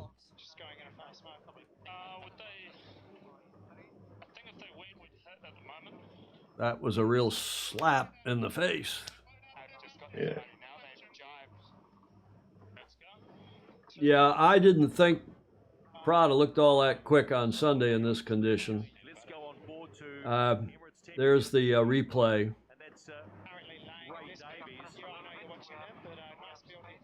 And that was really a simultaneous tack. I guess Luna Rossa Prada Pirelli was just had their eyeballs on the Kiwis saying, when they tack, we're going to tack. And they did, and the Kiwis just sailed right out from underneath them, as you see in this replay. 180-meter lead now. The Kiwis ahead of the Itals. I think that's what actually washed the speed off for them. So just a little ventilation there. Emirates ahead of Prada. I don't like to use the partial sponsor name. Pirelli deserves some credit. Okay, let's go on the chase boat for Emirates Team New Zealand coach Ray Davies. Ray Davies, their coach now. That lead change, mate. Congratulations. You'd been stoked, wouldn't you? Oh, yeah. No, look, long way to go. I'm very stoked with that. You know, it was a pretty awesome good day out here. Like, that was a great start. We thought we were going to be able to hold a little bit longer to the boundary, but Luna Rossa did a great job getting rid of it. Yeah, okay. These guys, if they did intend to sandbag and start something from behind, and maybe they just wanted the starboard side, and as Ray is saying, they thought they could get to the boundary with starboard advantage, come out ahead into leeward on port. Thanks for your time, mate. We'll let you watch the rest of this one. Mark Michelson, our weather guru, is saying the surface is 6 to 8.5 knots. What's OBS mean, Mark? Vuitton Cup after forcing a lead change. Gordon Smith saying that's what happens when you don't cover properly. I'm not sure, Gordon, if covering would have made any difference, but maybe. Coming into the bottom gate, you've got a lead, and this is going to be quite a bit bigger lead now because the Italians have to jibe. They're going to go the upwind right as the Kiwis now are on the upwind left. And the delta this time is 22. This is the race committee. We are moving the windward gate, lengthening the course to 1.6 nautical miles. Okay, so now 1.6 is the, I guess they've just shortened it. I think Mel Roberts, who's the race committee communicator for Ian Murray, American, from here, in fact, I think she's in the Bay Area, isn't she? Said they've just shortened the track because of this light air. And that's good. If you're going to set a longer leg the first couple laps, first couple legs, three legs, that's good. If you're going to have to shorten it to keep it in the TV time window, at least do it later in the race when it's hopefully an established race. But, you know, it could cut the other way as well. 225 meters the lead, the Kiwis ahead of the Italians.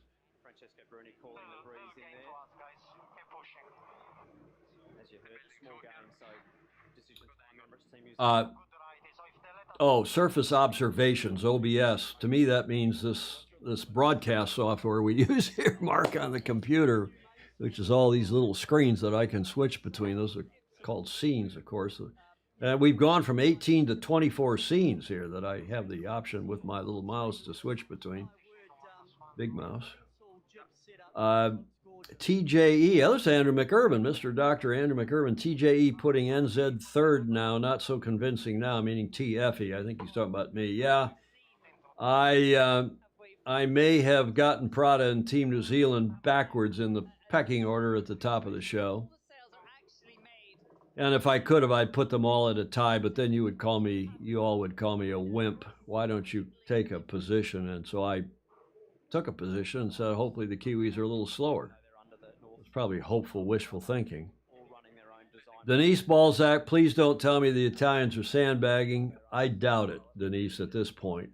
I think they would have liked to have stayed in the lead and put a feather in their proverbial caps. Denise Balzac.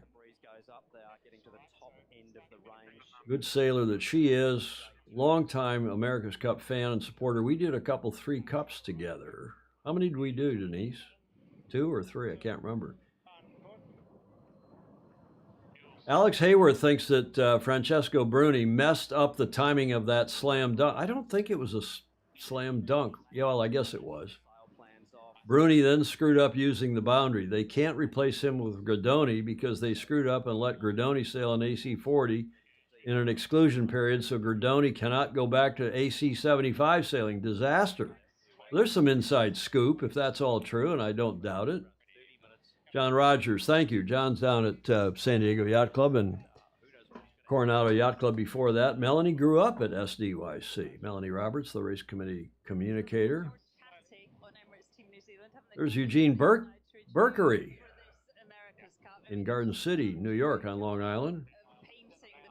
Richard Lawton up in Port Orchard, Washington. NZL, the leader, coming into the top end of leg 5, a 230-meter lead. Unless there's some unicorns pull LRPP, this is done, Krasimir is saying. Yep. Well, let's just hope and assume for the moment this is on the up and up. I don't want to hope this is on the up, and I'd love to see the Italians be faster, but it looks to me like the Kiwis are plenty fast in this condition that we expect to see during the match in October. As they're through the top gate the last time, headed downhill.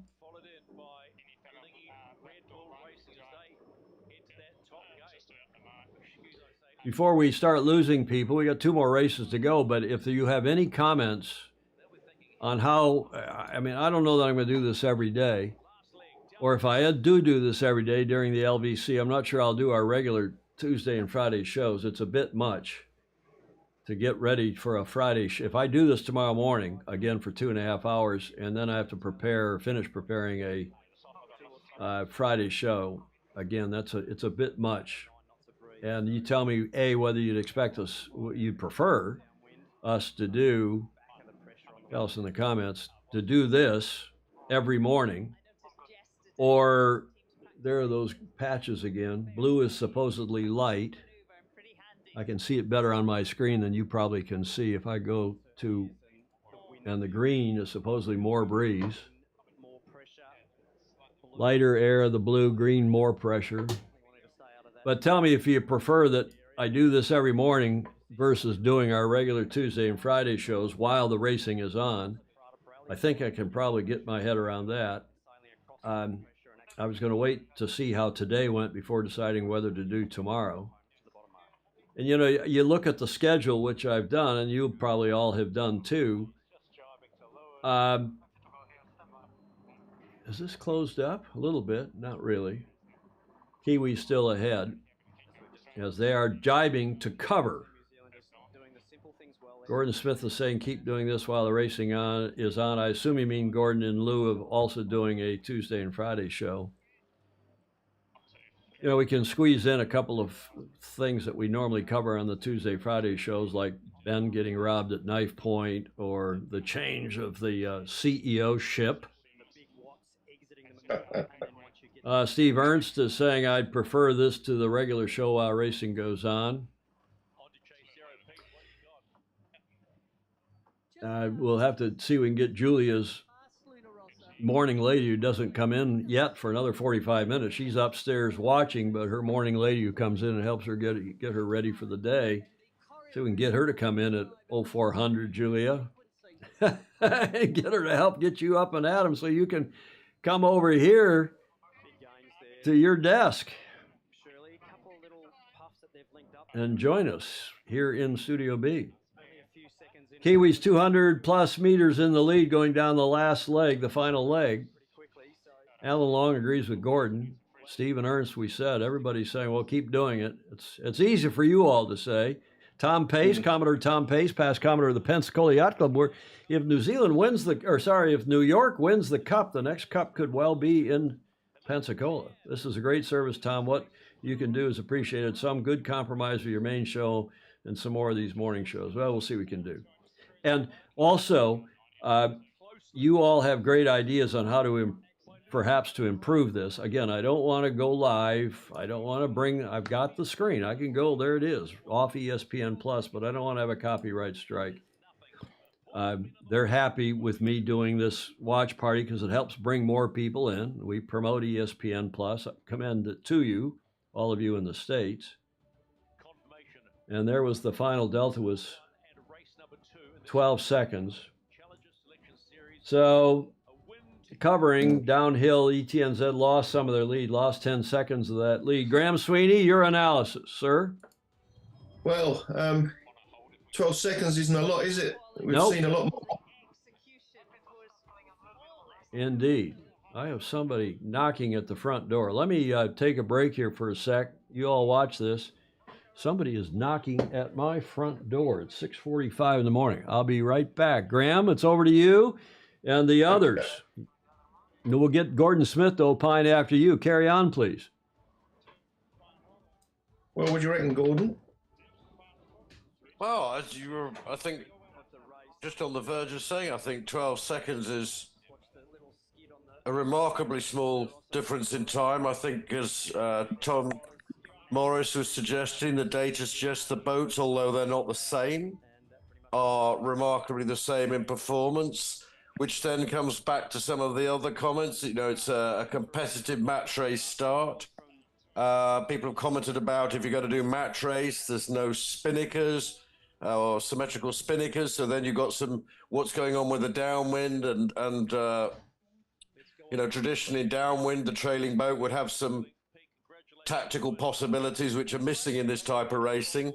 But my view is this is not the same as a displacement spinnaker downwind type match race.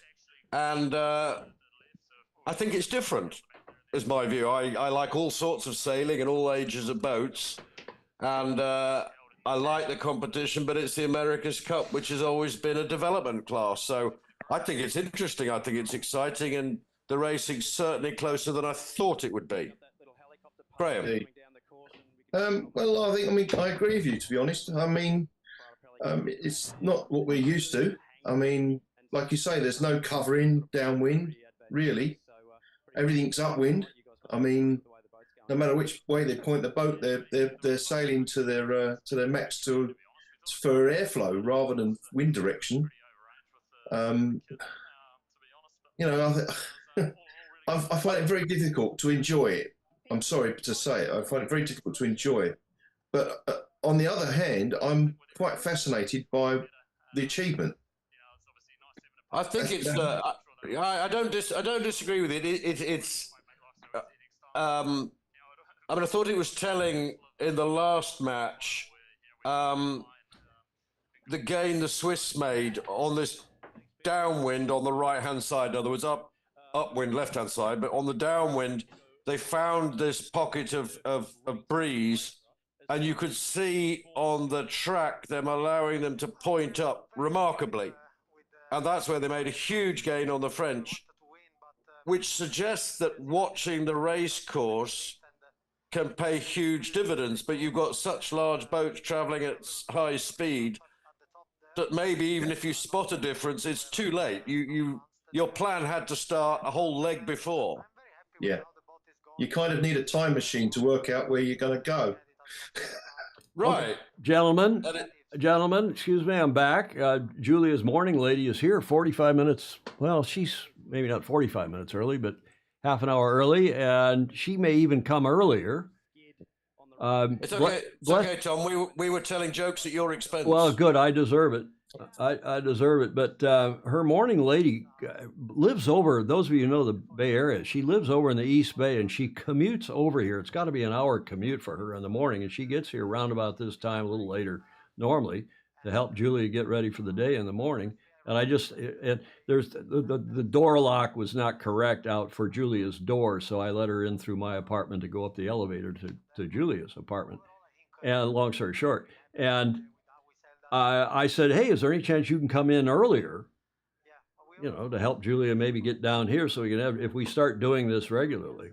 But sorry, you guys carry on. Do we have the Harcoonies and the Ottos, the Ottorowskis, are they still on? If so, why don't you guys weigh in from the beautiful front deck of Casita Harkin, Peter Harkin and Edith. And we'll see if they're on there. I don't know, Gordon, if they are. There they are. Here comes Chris. Turn it horizontal, Chris, so we get the full experience. And unmute yourselves. Somebody else. Oh, there's Julia.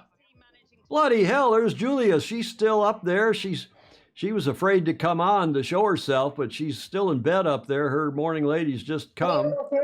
There's Julia. She was worried about showing herself in bed because she's got red satin sheets and she didn't want it to look like a bordello. I said, Julia, nobody cares. They're happy to see you. Chris, what's your analysis there? You and Peter and Sean and Edith, from what you've seen. Actually, the wind's been building. Our little our awning kind of blew away, but we're fixing it right now. Seemed to me on the last race, I thought that the Kiwis were holding back in the beginning, and then they torched it at the end there. Nice job. I wouldn't disagree with that, but I'm not sure. None of us is, right? Of course not. We all speculate. Well, I don't know. I mean, come on. You and Peter may have an inside pipeline. I know Peter always has the good oil, as the Kiwis would say. And you, as past Commodore of Seattle Yacht Club and past Commodore of the Cruising Club of America, and Peter Harkin, who's got Harkin blocks, no doubt, on all these boats, he gets all sorts of good scoop. What does Harcooney think? Peter, what do you think? Were the Kiwis sandbagging early in that race and then they turned on the afterburners, or was that on the up and up? Yeah, no, I think it was on the up and up. I think that they had the gas and they just turned it on. You know, that they're fast. It's one thing. They are fast, aren't they? I don't know what else to say. You know? Yeah. We have a spectacular viewing platform here, Tom. It's really, we see the whole beach. We see the W Hotel. We see all the spectator fleet. We see some seagulls here and there. And Chris, can you actually see the racing? Can you tell who's ahead and who's behind from where you are? No, it's difficult to be able to discern that. So we have the TV going as well. So we're watching that as well as watching what's going on here and listening to you. Well, we've got an interesting international group of people from Australia through the States, through to the Vice Commodore of New York Yacht Club on the East Coast and several others in Ohio and beyond. We got Mark Michelson up in Idaho, and we got folks across Europe, and as far east as Krasimir Naumov in Bulgaria. So we've got a lot of our usual Sailing Illustrated gang, but then to have the two of you on site in Barcelona is fantastic. What do you expect in this next race? Who do you think is going to win this next one? American Magic has to be. I mean, you're not biased, are you, Chris? I'm totally biased. Well, hey, Tom. Harcooney. This is exactly like ice boating, right? He who is fastest wins. It doesn't matter what you got. Yeah, Peter, of course, from Wisconsin, and originally, you know, you were, speaking about international characters, a lot of people don't realize this. You were born in Indonesia, weren't you? Or the Philippines? Where were you born? Well, I don't know about that, but anyway. Anyway. Now, hang on. You were born in Indonesia or the Philippines. I can't remember. You ended up here emigrating to the U.S. through the West Coast, and then you ended up at the University of Wisconsin, right? In Madison, Wisconsin. Yes. And then you and your late great brother settled there, started Harkin yacht racing, Harkin yacht fittings, and you are therefore an ice boater. You didn't grow up ice boating in Indonesia or the Philippines, let alone here on the West Coast. And you and I love ice boating because I grew up in Michigan with an ice boat in front of our family home on our little lake. Right. Yeah, there wasn't much ice boating in Indonesia. I've been doing it for 35 years, and the only thing I've learned is that he who is faster wins. So that's it. You know, there's no real tactics to it. You just have to build a faster boat. Have speed. And there you go. I suspect you're spot on, and that has been in the long history of the America's Cup, is most of our FOSI, the Friends of Sailing Illustrated, most everybody on here will know is that, you know, we used to go out and watch the first, let me go over to the camera too for a sec, Peter, because we're watching to see what's going on. But you'd go out and you'd watch the first race of the match, whether there was a Challenger Selection Series lately or before really before 1970 was the first Challenger Selection Series. And you'd go out to the match, and one boat would be a click higher, or the American boat, obviously, in those days, or a click faster, or both. And it was after the first race, it was pretty well, you know, race over, and they would win 4-0 or 4-1, or back in the J-boat eras, 3-0.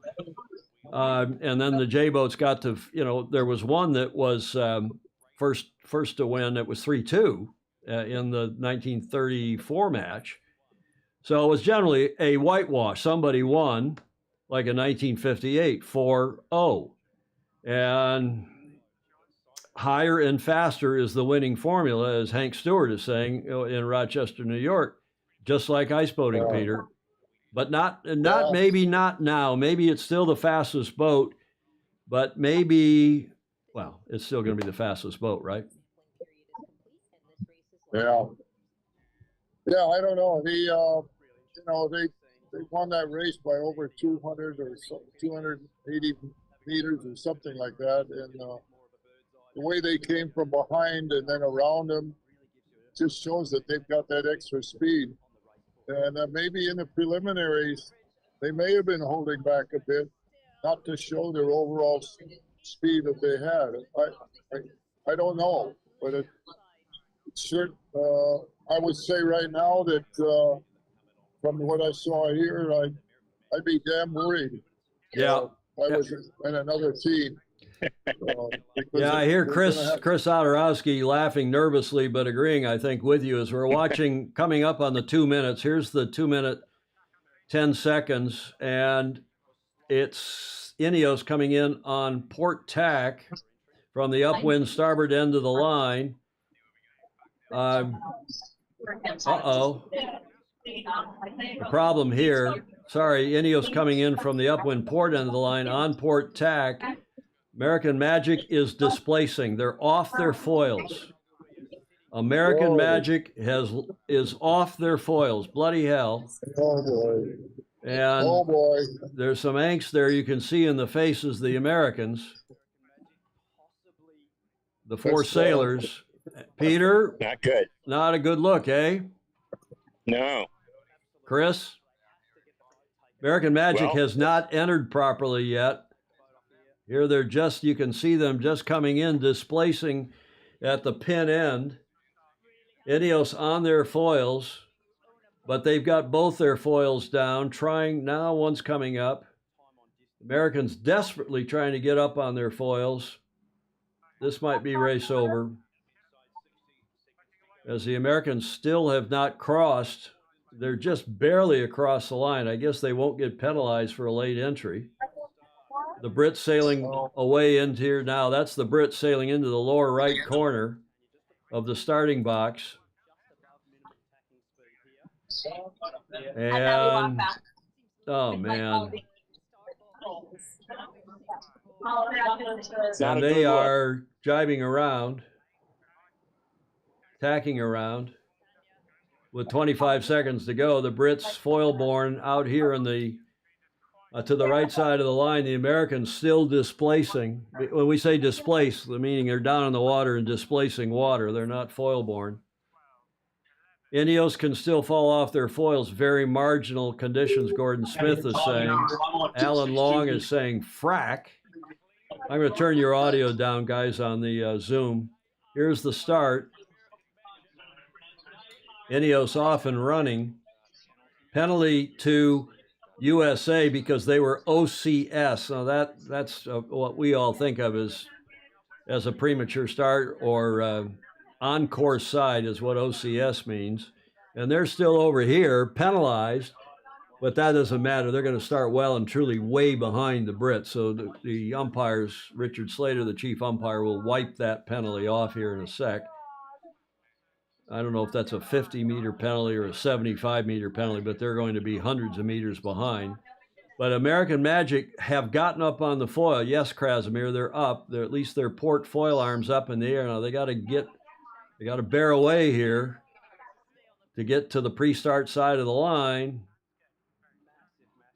Touch and go here. They're bearing away.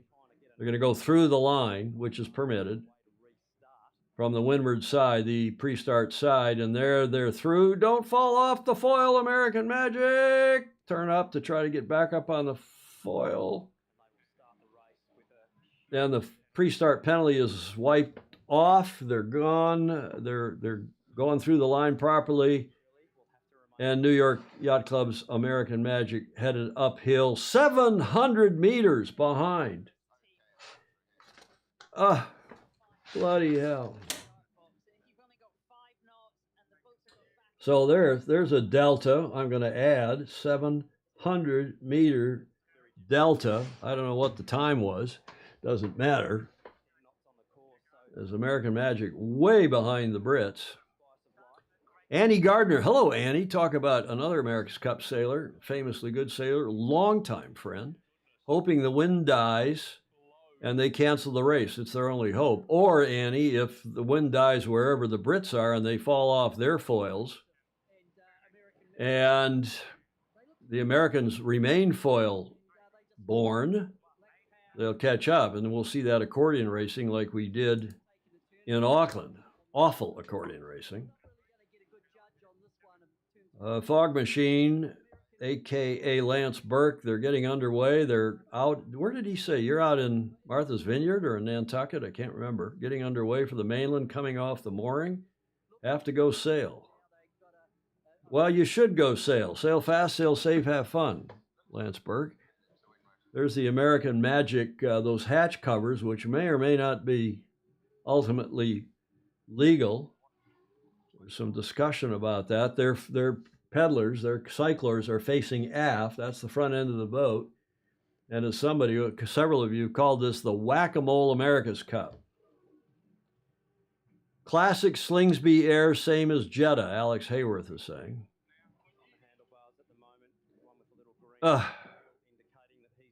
If you're an American Magic fan, this is not a good look, but if you're a Ineos Britannia fan, you're probably not even too wild about this either. Well, let's go to our resident Ineos fan on the Zoom call and see what Graham Sweeney has to say about this as the Brits close in on the top gate. Graham, are you with us? What do you think? I'm in a little bit of disbelief here, Tom. Say again? I'm in a little bit of disbelief. I expected another result from this, to be honest. I didn't expect us to be in the lead. I even brought a pillow because I thought I could cry in it. But no, well, we seem to be okay, but it only takes them to fall off the foils and it's all over. So yes, indeed. And here come the Brits still having a nice lead. I mean, 600-meter lead. And they're going through the top gate. Go ahead, Graham. I say it's coming down. I think the Americans are chasing. Well, it's come down a little bit. I mean, 50 meters or 100 meters, it's not a ton given the completely different conditions these teams are sailing in. Yeah, I don't know what to say. This may be the closest that the boats are the whole race when the Brits are headed downhill and the Americans upwind. It's very kind of you to give us the head start, but, you know, do you think we needed it? Well, I don't think Tommy Slingsby, and I don't think he did this on purpose. No. I don't think he did that on purpose. Bloody hell. Yeah, Rick Bannerow. I mean, I don't know what else to say. Lived in Europe too long, too many Commonwealth friends. You want me to say, God damn it? Crutonic. What do you want to say? Bob Piste. There's Bob. Welcome, Bob. Want to watch some good racing? Switch over to the TP52 Super Series on concurrently. I'll put that up on one of the other screens, and we'll check in. That's a good idea, Bob. Thank you for that. I know they are racing in, I saw their video last night of yesterday's racing. Bob, remind us where the TP52 Super Series, they were in Newport, of course, a month or so ago, and now they're racing in, are they in Portugal? You remember, Gordon Smith, where they're racing right now, the TP52s? I don't, I'm afraid. I was wondering whether Graham, in fact, had the cushion in front of him to suffocate himself. Yeah. But I am surprised of the two that it was AM that fell off the foils. If you had asked me to bet, I would have said that AM was at the lower wind range performance and Ineos was more inclined to the higher wind range. So to see that is a bit of a surprise, and I take it as a pleasant surprise. Obviously, on this in this cycle, I'm boosting for Ineos, so I'm delighted to see that as a very positive sign. Well, Ineos is now leading by almost 900 meters. So they seem to be going pretty well in the light as well. I was just going to comment that even if AM's had a snafu at the start, from this race, what you should still be able to see is the relative performance. So if AM are able to make ground over the course of the entire race, that would still be informative given the nature of the boats and the course. So how they finish will be meaningful, I think. Agreed. Agreed. As we are looking at still an 800-plus meter lead, so the Americans have not been able to catch up at all. They've lost 100 meters from the start. But again, they're sailing in quite different, when they're this far apart, they're sailing in such different conditions. One would be hard-pressed to judge relative boat speeds, but as Peter Harkin said there during the break, you know, boat speed is king or queen. And who knows? Slingsby, Goodison marriage, counseling falling to pieces, Alex Hayworth says. A little early to say that, Alex Hayworth, I think. All these teams are learning this A boat, this A driver, B driver thing. God, I sound like Sail GP. Okay, well, let's watch this. If anybody else has a comment either online or in the Zoom. If you want to join the Zoom, by the way, 267-220-6570, 1851 is the passcode. Meeting ID 267-220-6570, 1851. And the Brits now headed up leg 3 with a big lead, obviously. Americans are going to go to the other end of the gate, one suspects. Tom, I'll just comment that I think it'd be interesting to see if Mozzie does, Tom Morris, does some more analysis, because in the preliminary regatta we had slightly windier conditions, and it'll be interesting to see how the data and the relative performance comes out in those two different groups of races. It'd be very interesting to see how that impacts the different teams. Indeed. Well, I'm going to try to get on this screen now. I'm going to see if I can go to YouTube and get the TP52 racing. I think it'd be interesting to watch some of that on YouTube here, and see if I don't put any porn up on this screen. You'll think even more poorly of me than most of you probably already do. No, I'm teasing. I'm kidding. Julia for sure would think poorly of me. There's our watch party that's on YouTube. I don't know if you can see this corner of the screen, but there's our watch party popping right up on YouTube Premium. That's nice. And let's search on my subscriptions. Tom, I really thought we were going to see you in your dressing gown and pajamas in the morning. I thought that would be kind of de rigueur this time. I promised Claire Harrington, I'd wear my New York Yacht Club bathrobe one of these mornings. I mean, they're wonderful. They're superb terry cloth, heavy terry cloth bathrobes. Disappointed with themselves as platoon. The Americans catching up a bit now. They're up to under 500 meters. And there you can see on this screen, which I'll cut to now, there is the TP52 series in Puerto Portales. Yeah. Puerto Portales, Platoon Aviation is leading in that regatta. Nice breeze. Into this race. Good old-fashioned monohull racing. Provezza is second. A lot of us would love to see the Cup back in big, you know, TP, box rule, 70s or 80s, something, 90s even. Who's that? Andy Rice? Who's their commentator for the TP52s? Let's go back to what we're here to watch, which is the day one of round robin. Round robin one of the Louis Vuitton Cup. All 6 teams racing, all the 5 challengers and the defender. As the Brits 500 meters and change ahead of the Americans on leg 3.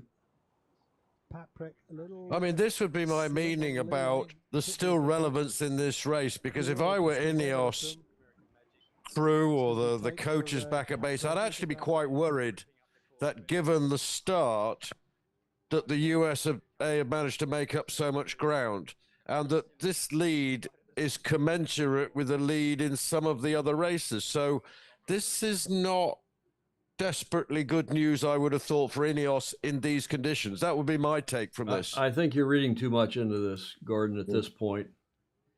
You may well be right. Yes, Jody Shields just signing on. He just must be waking up or going to bed or coming in from the pub where it's in Sydney, or at least on the east coast of Australia, including Melbourne. It's 11 minutes after midnight, Jody. Welcome to the show, your Friday morning. And yes, they fell off the foils, American Magic did, pre-start. And they were off the foils until they were 700 meters behind the Brits. The Brits were well and truly up the track before they got back on the foils and got started properly. Well, they've caught back 400 meters. Well, they've caught back 300 meters anyway, or maybe. I don't know. Let's see here, Richard Lawton. So Richard agrees with you, Gordon. But maybe they're back in it. Yar Vahe. Hello, Yar. The foiling, I saw a couple other comments from Yar. The foiling genie is out of the bottle. I simply can't imagine the AC going backwards technologically. Yeah, okay. Maybe. Yeah, sit round. And there they are. The Brits around through the top gate the second time, right? We're at the end of the second weather leg. And the Americans still coming uphill. What will be the delta here at the top mark? And we'll see what the delta is going downhill in terms of meters. Oh, they're down again. Off the foils? No, they're still foiling. And the delta here at gate 4, right, is 40, 50, almost a minute, 59 seconds. Yeah, you all can say that they've caught up a bit. I'd like to be optimistic and say that they have, but I can't see it, guys and gals.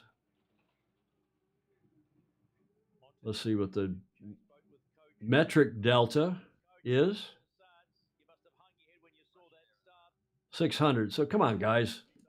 It's, you know, it's an accordion. It's a concertina, as you in Europe would say. It's expanding, contracting, and that could be a lot of things, including a speed advantage or disadvantage on one leg or the other, or to one team or the other. There's Tom Burnham, the American Magic coach, not looking amused on their team boat.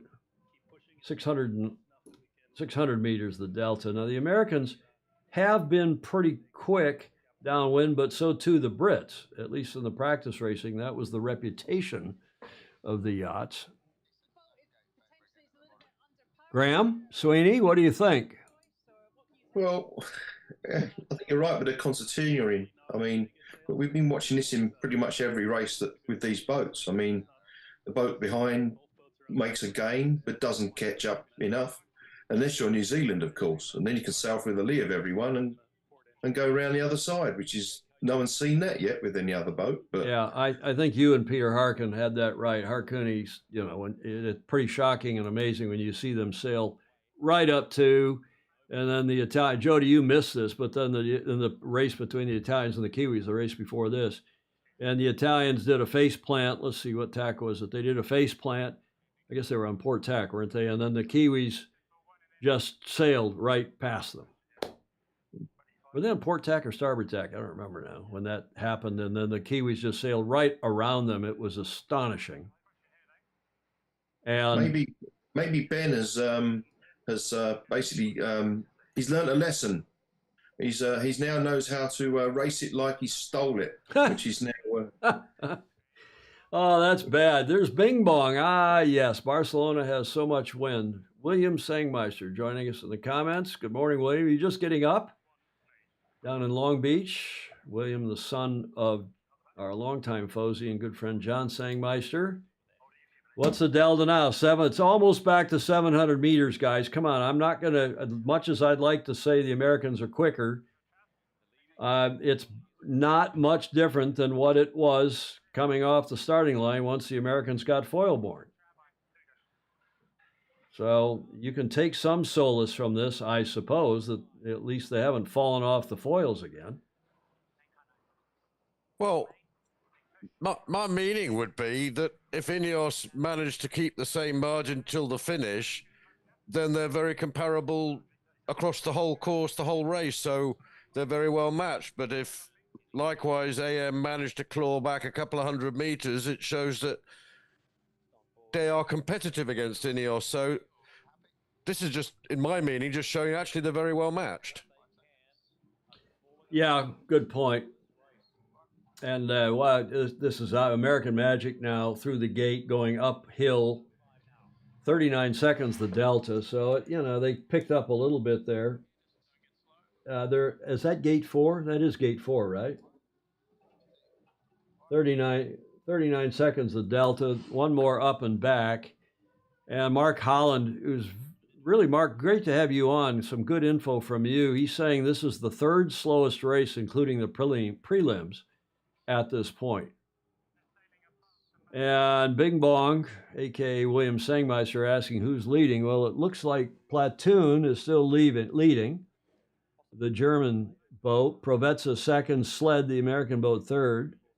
Provezza is what? They have a Turkish flag, I believe. Now, there's a new boat, Crioula. Who's Crioula? Oh, that's the Brazilian boat. Crioula. Is that how you pronounce that? They're in 4th. Paprick in 5th. Gladiator in 6th. This is the TP52 racing on Puerto Portales. Teasing Machine, Gladiator 7th. Teasing Machine 8th. Phoenix 9th.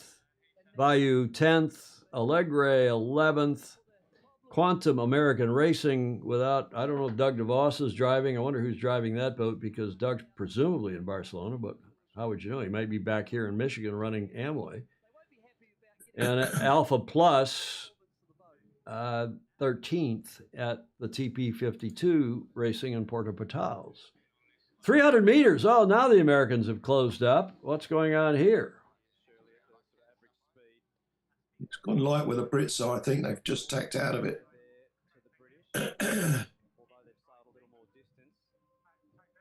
Looks a little light in Puerto Portales, too.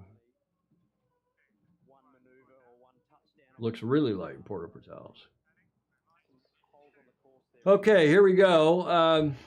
They were giving us that stat of maneuvers. The Americans definitely catching up now. Are the Brits displacing or are they still foiling?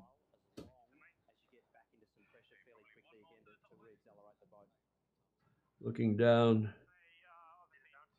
the British rig, those big, wide green speed stripes the cameras can look at and digitize the shape of the sails. They're still foil-borne.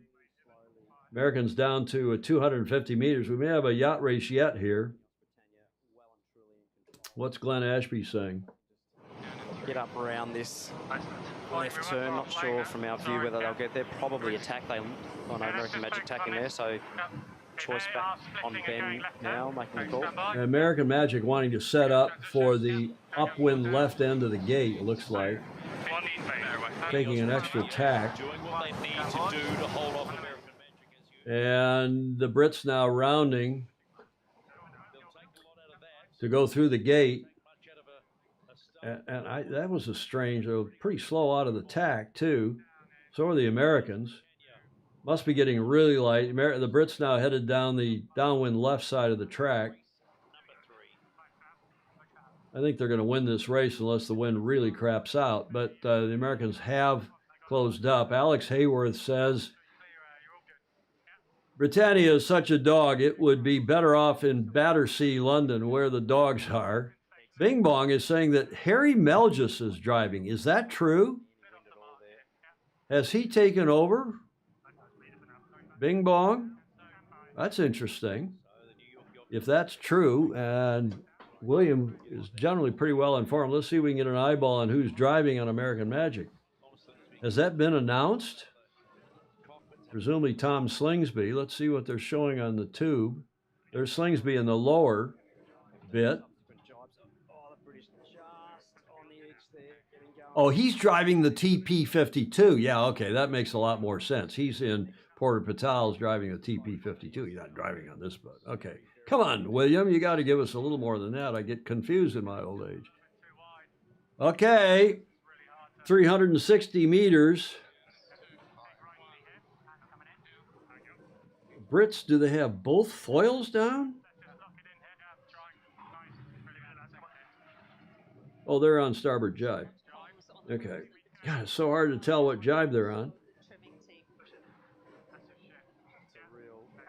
Let's see an aerial, guys. Come on, TV producer, director. We don't want to see this. That's what we want to see. Brits have a comfortable lead, 400 meters.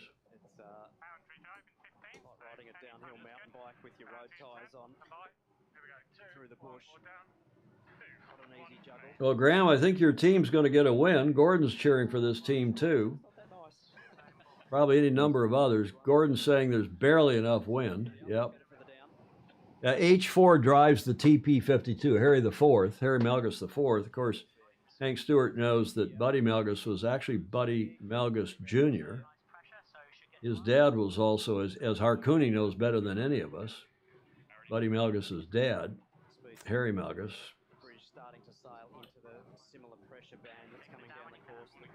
It's closing up again here.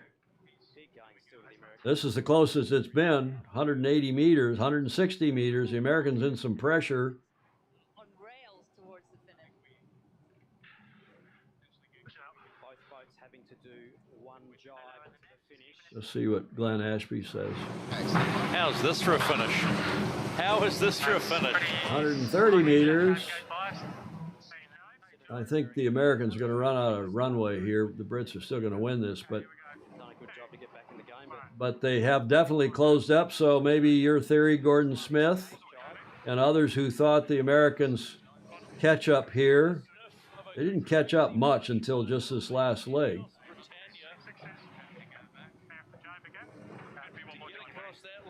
Britannia's got to bear away to make the line, but they're going to win. But just going to be a 100-meter lead.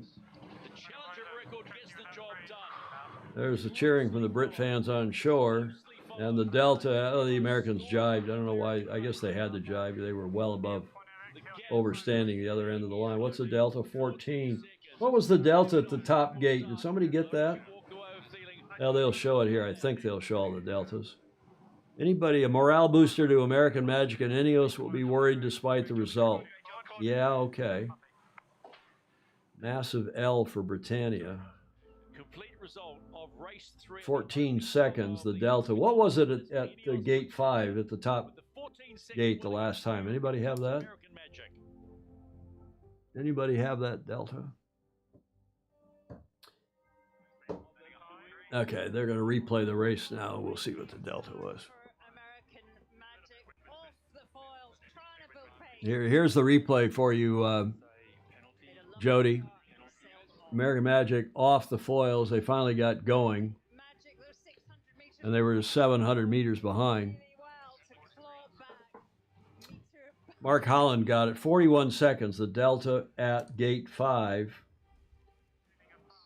And they paired that, American Magic paired that to 14 seconds at the finish. Thanks, Bob Walker. Bob Walker in North Texas. Nice to see you with us, Robert.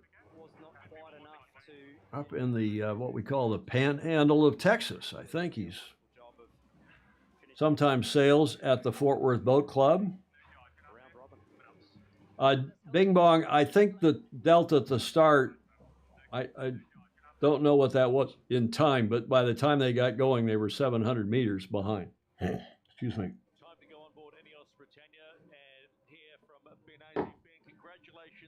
Let's see what Ben has to say now. The round robin. Oh yeah, look, it's good. It's time to get the points on the board, isn't it? But yeah, I have to say the Americans did a good job getting back into the race. So there's plenty we'll be going away looking at how we can improve. But you know, great effort from the team. Yeah, I noted you said as you crossed the line a few more things to work on. Care to enlighten us? Yeah, I'm sure there's many viewers watching this can see, you know, a few things we can improve on, and we'll just go away and look at that. Okay. Preliminary regatta and then a You're all watching this on your own feed, so you can turn up the audio. Those of you in the States, if you haven't already signed up, please do sign up to ESPN Plus. Again, I don't want to get a copyright strike, even though I've got it here on the big screen. I've signed up. Julia upstairs signed up. It's only $11 a month. That's Tommy Slingsby saying. There's really light airs, and then up the course it's none of that. So, yeah, no, that's really frustrating. But the guys did an amazing job to stay in it. We almost got back to him there, but we just. Having done a winning cup with him here in 2013, good man that he is. Aussie with an American mother, his American passport. Just got married, earlier this year. Of the race for American Magic, it was actually the Graham Sweeney, over to you for a little bit of analysis. In the pre-start was the first job. Yeah, well, I try not to be too negative towards Ben. He seemed to think he's got a lot more to do, but points count, and he's just done the business there, hasn't he? He's just got the point. So I don't know if it was a fair race, but I don't. If you're off the foils at the start, is it fair anyway? I mean, yeah, it's lovely to see, but it seems to be a flip of a coin who wins, and unless you're the defender, and the defender's got the run on us all. So, Gordon Smith, what are you thinking in Copenhagen? Well, two things. I'm looking backwards and forwards. As I suggested, I thought that Ineos's win actually told us quite a lot of positive things about American Magic. It surprised me they fell off the foils at the beginning. I would have somehow thought that would be Ineos, but no, it wasn't. Looking forward to the next race, I think will be really interesting to see if it's a boat speed and handling or a match race technique kind of race. Yeah, I'm looking forward to it. In essence, this is kind of ETNZ Mark II. Are we? Alineos going to show us what they didn't do in the first race? Is kind of what I'm thinking.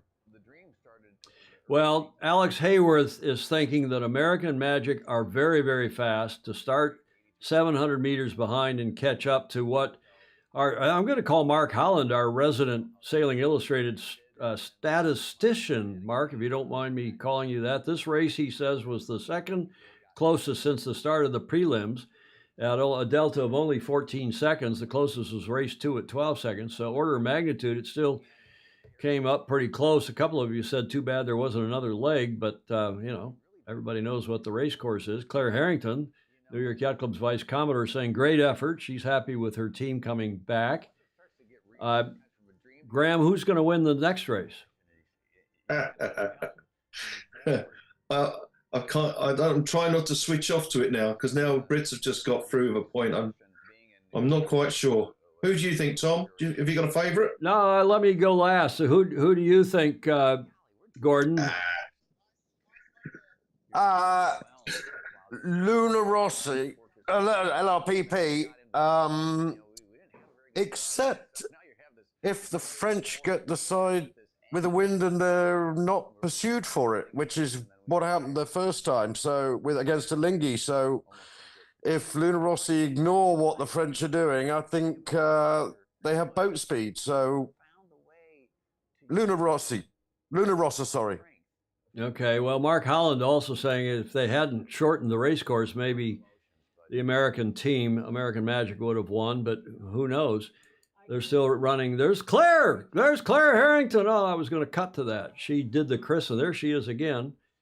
There's Doug DeVos, who is the co-chairman of New York Yacht Club's American Magic. Claire christened that boat, Patriot, in Barcelona a few months ago.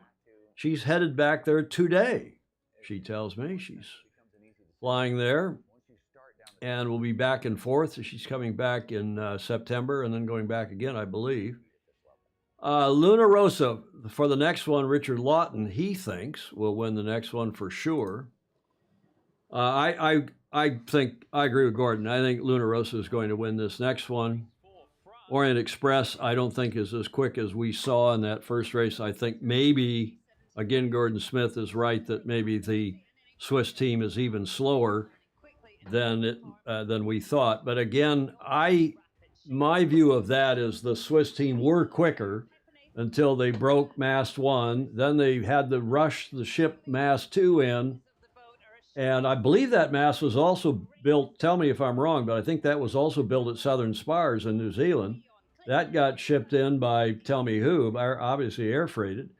Into Barcelona, they had to put that rig together. They went out with that one, and it lasted 20 minutes, and it came down. And now they're back on some original stick backup mast. I don't know what it is, but I think their program's all mucked up now. Cool. Yeah. Let me just say, Graham, how good was that? Oh, Graham Clark. Excuse me, just a sec, Graham Sweeney. Graham Clark, how good was that Kiwi pass of Luna Rossa? Absolutely stunning. Graham, we all agree. We were all amazed and impressed. And some of us, even me included, I don't cheer for the Kiwis to win the Cup, but I love to see passing. I love to see this thing get interesting and close. My point would be if I don't really, I'm not going to vote on either side for the next race. Maybe Luna Rossa would be the right way to go, but just on the outside looking in, if the French got 2 wins on the first day, wouldn't that start making everyone start to worry a little bit? Well, they'd sit up and take notice. Some people would be, I think, very pleased indeed. Don't ever count those 2. I call them kids. They're young guys. Those 2. That's a very good sailing team. That's a tremendously good sailing country. France is. So. You want to finish watching? And there's Julia popping in. Julia, you got to turn off your Zoom, or we're going to watch you get out of bed there. Yeah, just got it done yesterday. Julia. Sir. You better turn off your Zoom, or we're gonna maybe this will be more interesting than the race to watch you get out of bed. Yes. Well, I'm gonna wait till you finish. Now that Sharon's up there. Oh, okay. We got to start coming up here in 1:45. But it's the last race, is it? The last race, indeed. Yeah. Well, if you talk, you're going to come on automatically because I've got it on speaker mode, and we'll see you there in your Bordello sheets.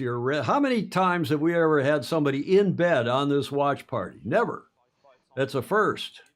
Okay, the French have Camas and 85%. That's the other point, Alex Hayworth, I was about to make when I saw Julia there. 85% of the ETNZ Tech. Coming up on a minute here, they're circling in the lower right-hand corner of the box. There's the starting line. Orient Express against the Luna Rossa Prada Pirelli. The Red Moon Rising. Luna Rossa, the name of their yacht. Luna Rossa Prada Pirelli, the name of their syndicate. Julia likes that livery. That's her favorite colored boat. We all like that they've gone back to the silver of their IACC days. 35 seconds. The French are heading to leeward. The Italians, Jimmy Spithill, up here on their hip. We call that in America, well, the hip. It's up to windward and astern. Marcos Weinstein. Oh my, too much information with Julian Bed, Bordello sheets. Oh, come on, Marcos. 11 seconds. Oh, I like this gate frame that they're putting up there. I like that. Jimmy up on the hip of Canton de la Pierre. Both boats have a good start, good speed. Hit the line within a fraction of the starting signal.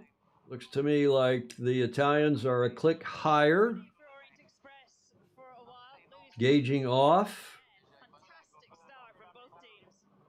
Maybe the French are going fast for the left boundary, the port boundary, although you wouldn't think so. You'd think they'd be trying to put it in pinch mode and come up underneath the Italians and squeeze them off. But it looks to me like the Italians are a click higher and maybe a click faster as well.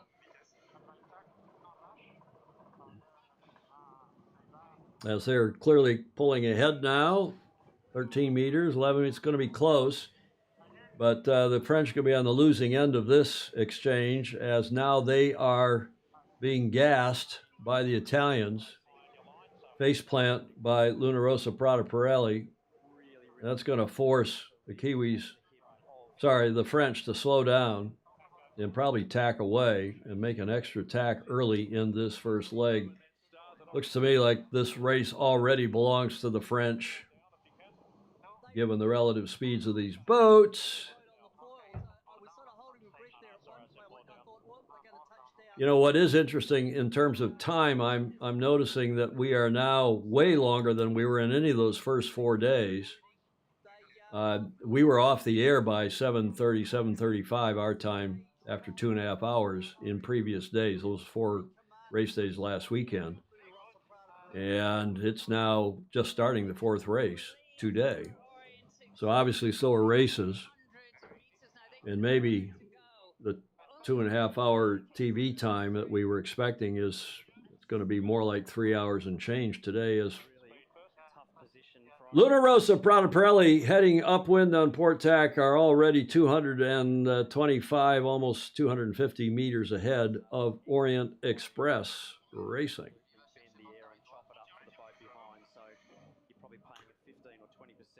Julia doesn't want to get out of bed. She wants to keep watching the racing. They're higher, but we're slower. Who's we? Hank Stewart. Mark Holland, did you know when the Cup was re-engraved last year, they spelled Luna Rossa Red Moon as Luna Rossa? No. Seriously? With one S? Pink Moon. Yeah, Rossa in Italian is pink. Rossa with 2 S's is red. I was corrected by the super cool photographer, journalist, Margherita Bottini Marshall, early in my Cup career, to spell it with 2 S's, she being Italian, of course. I must admit, this is a bit of a red letter today. I didn't expect to be enjoying pillow talk with Julia with red satin sheets and watching sailing racing at the same time. I mean, how great does it get? There's a good point. Speaking of red satin sheets, now we've got green up there at the top of the track. That's apparently more pressure. Joe Holtzman in Estes, Colorado says, heck, I'm still in bed watching you. Well, come on Zoom. We get a look at Joe Holtzman in bed too. No, I'm teasing Joe. Luna Rossa Prada Pirelli through the first gate, the top gate, the end of leg 1 of 6.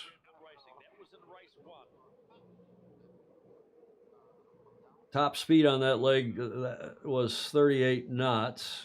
I like that little up in the air. I like the telecast. Again, those of you who haven't already signed up, I commend it to you on, at least here in the U.S., ESPN Plus. Delta is 27 seconds at gate 1.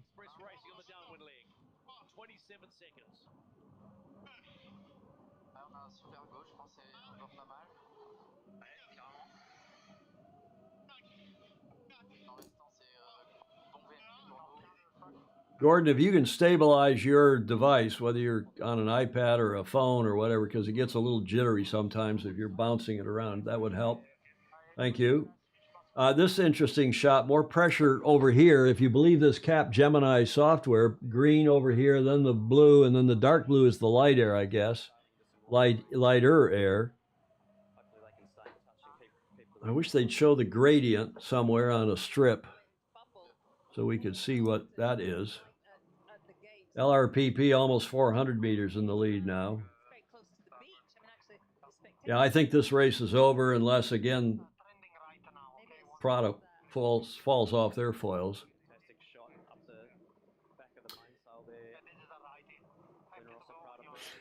Alex Hayward saying Orient not timing tack heel properly with, what'd you say, Alex?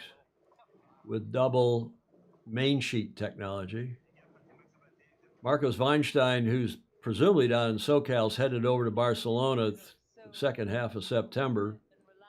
Yeah, Mark Corsi is hosting a watch party at the Club Náutico Real at Barcelona on the 15th. Yeah, he invited me to come over, Marcos. I was talking with him the last couple of days, but I can't get away from here. I'm sorry.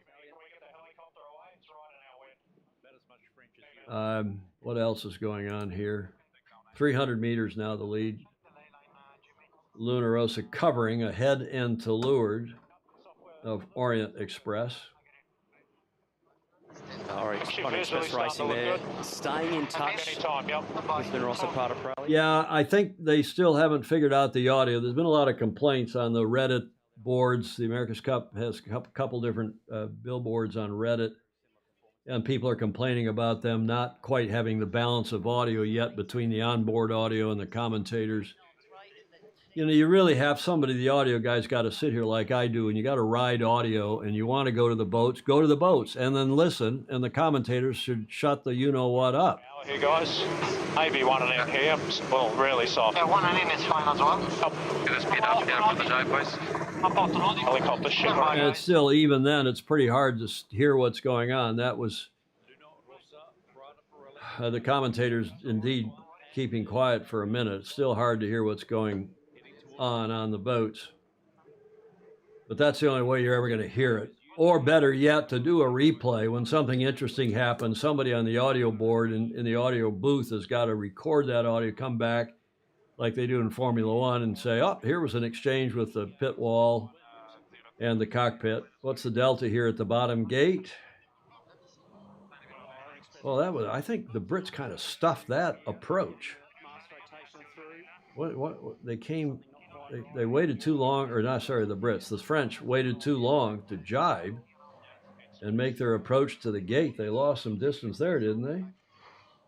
Oh, just getting around there. Looks like a little... 32 seconds, 33. So 34 seconds, the delta. That was weird. The main sheet foot control system has broken, which is massive drag. On which boat, Alex? Alex Hayward saying the main sheet foot control, meaning the foot control, meaning the bottom of the main, has broken, which is massive drag. What does that mean? Which boat? On Orient. Okay, well, let's go have a look, see if we can see that up close and personal next time they show something from the back end of the boat. Starboard side. Does that mean it's not working on starboard or port tack? Having a little look at a replay here of that last jibe into the bottom gate there. Orient Express Racing. I just noticed a little mainsail issue.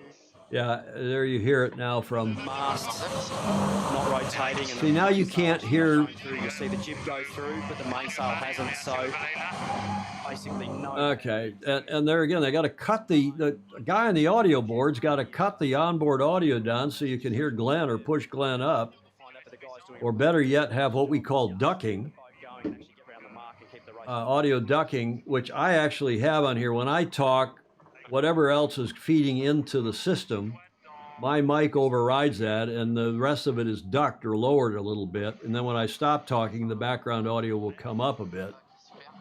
Audio ducking. Second from the front, basically turning into a tactician and trim. Now, I think Marcos Weinstein, all the boats have deck sweeper mains and jibs to have the end plate effect. You're not going to have, all the boats have the main sweeping. How much of a sweep they've got is another issue. Bing Bong. Bing Bong does not like these boats. He's a traditionalist, and he's only, what, 16 or 17 years old. He's more of a traditionalist than I, or right up there with me. And plus funny as hell. He owes me an audio recording, don't you, William Sangmeister? On to Chase Boat Zero with Peter Lester. Orient Express Racing, what are you seeing, buddy? Here's Peter Lester. Being influenced by Luna Rossa and Prada Pirelli, the boat looks really nice. Again, you can barely hear Peter with sound coming off two boats, and maybe that's even I hope that's not a loop of wind that they're running on the audio, part of this telecast, just to make it sound like they're going fast. Gordon Smith likes that the French are keeping up. What do you think, Gordon? I think as I say, I think the French are doing a decent job of keeping up with LRPP. They're certainly not doing a terrible job. They were beaten up the first leg, but this is not a disaster. Again, if you take the differential between American Magic and Ineos, American Magic were making ground on Ineos, which I kind of would have expected. And I think if the French were not a quick team or a quick enough team, LRPP would have sailed away from them, and they haven't so far. You don't think they're sandbagging? No. I agree. I don't think they are either, but how would you know? How would you know? This is the fourth and final race. We're almost 3 hours into this watch party. You started at 0500. It's now 7:47, closing in at 8 a.m. here in San Francisco.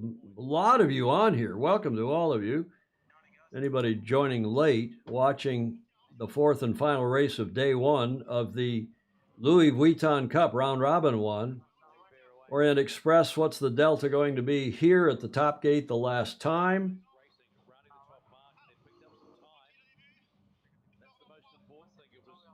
$26.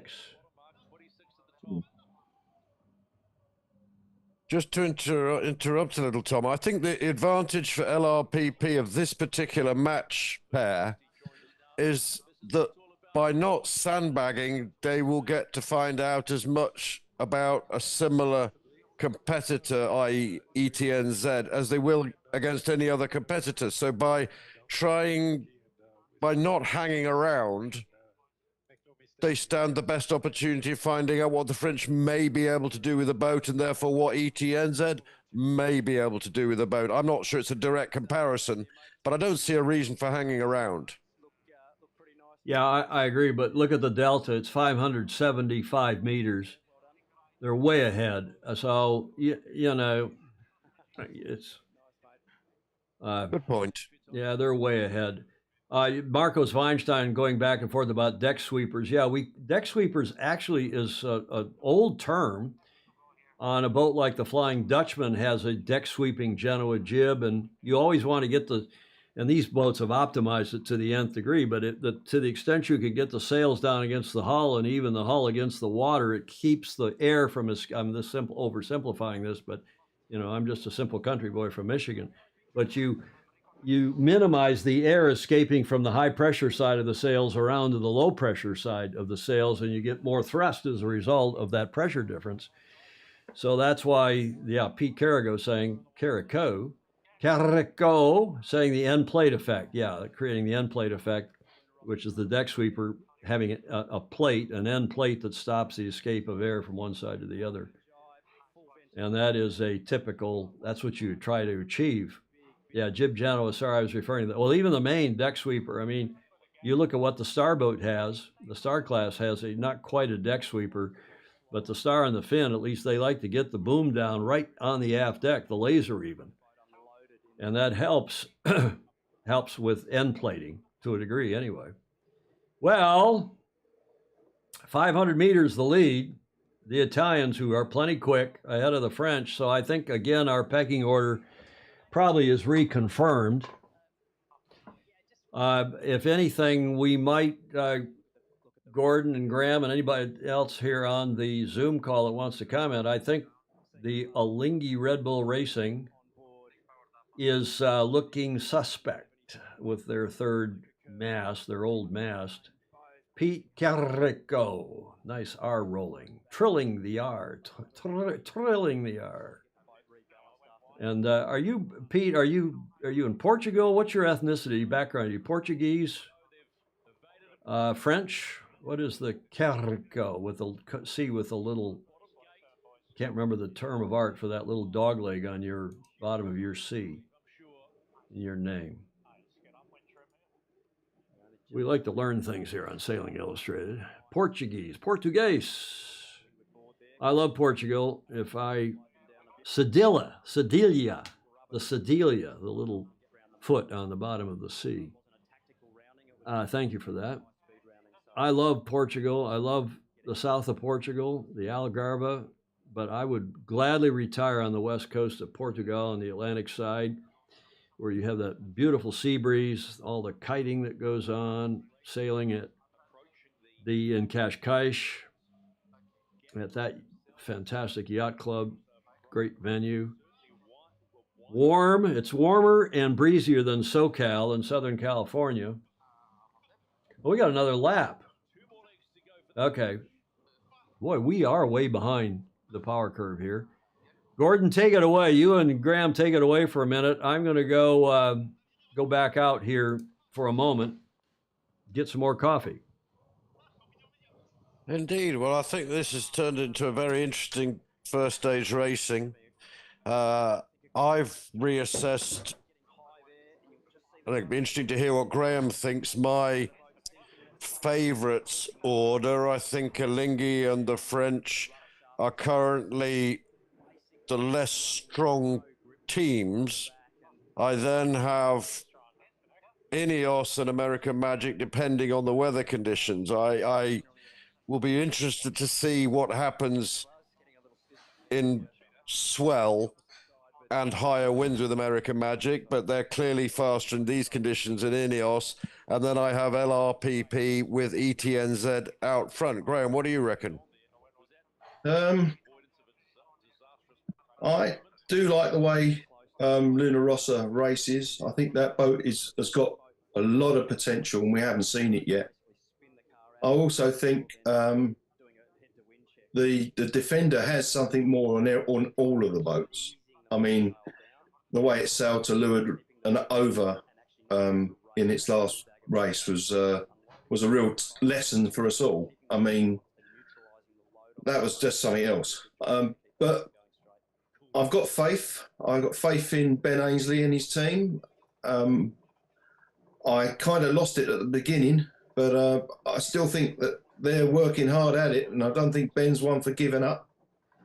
There may be something in that boat yet we haven't seen. I know people keep saying it's snake bit and it's a dog and it doesn't look right. Well, you know, if you go back through history, there was a lot said about a lot of other boats like Way 2 and they won. I think what we really have learned today is that it's still open. It's an open match. I really wish Alinghi were part of the game, but they seem to be falling away. And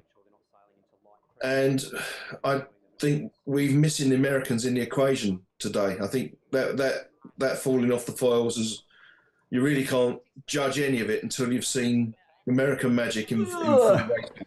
So, yeah, that's why. What do you reckon? Well, it's pronounced like an S. Pete Carrick would say. Yeah, I agree with you.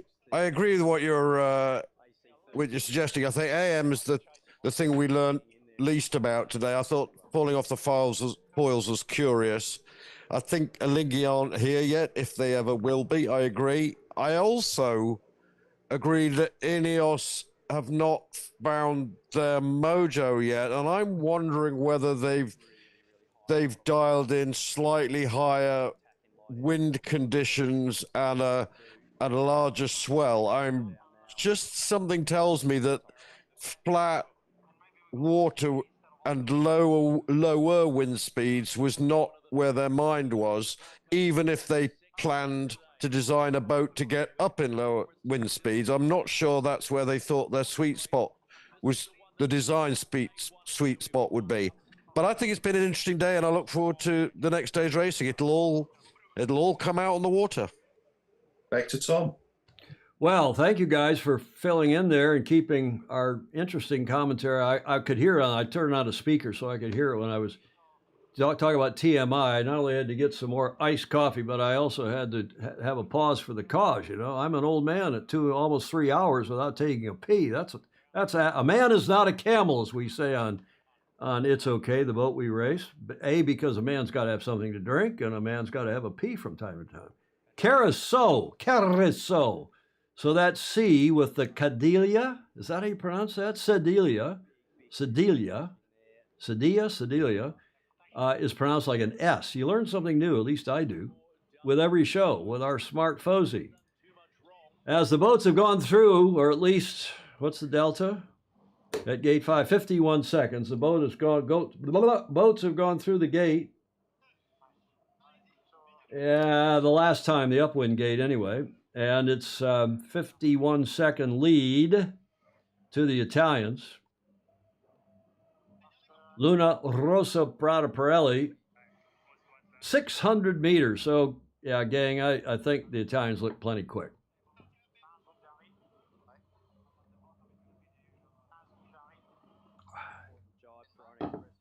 It would be interesting to see the speed averages from all the boats.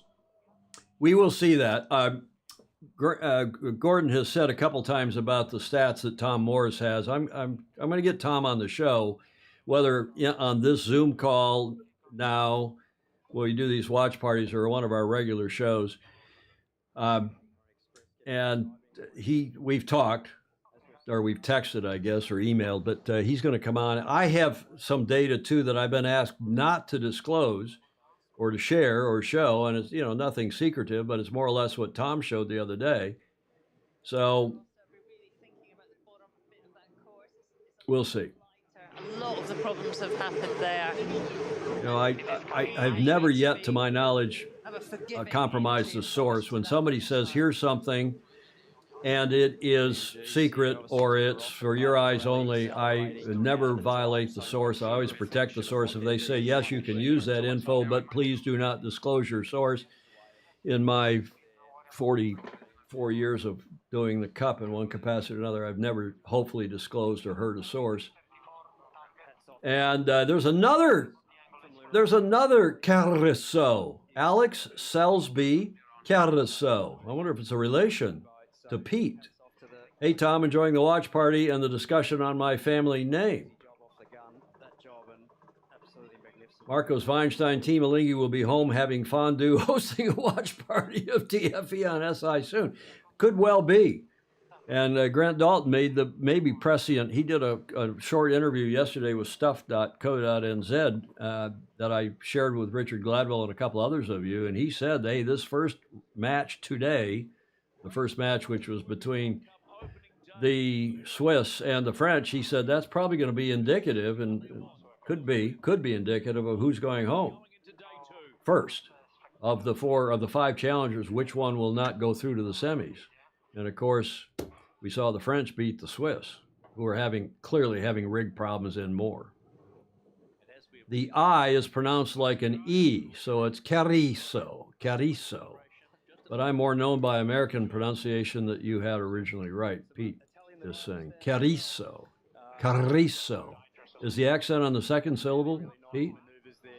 Okay, back to the racing. I think the French will be really happy with the way they've got the boat around the track. A tough day, and the team will be really, really happy to. Oh, come on, Glenn. Everybody's trying to make the racing happy and interesting. I think they'll be happy with that first race, but they're not going to be happy with this race. And it's going to raise the eyebrows, I'm sure, of a lot of people, including and especially the Americans. Well, the Americans also have to be heartened by the come from behind closing up in that race against the Brits. The delta here, one of the biggest deltas we've seen. Obrigado, Pete Carriço is saying thank you in Portuguese, as most of you will know. Here's the delta 124.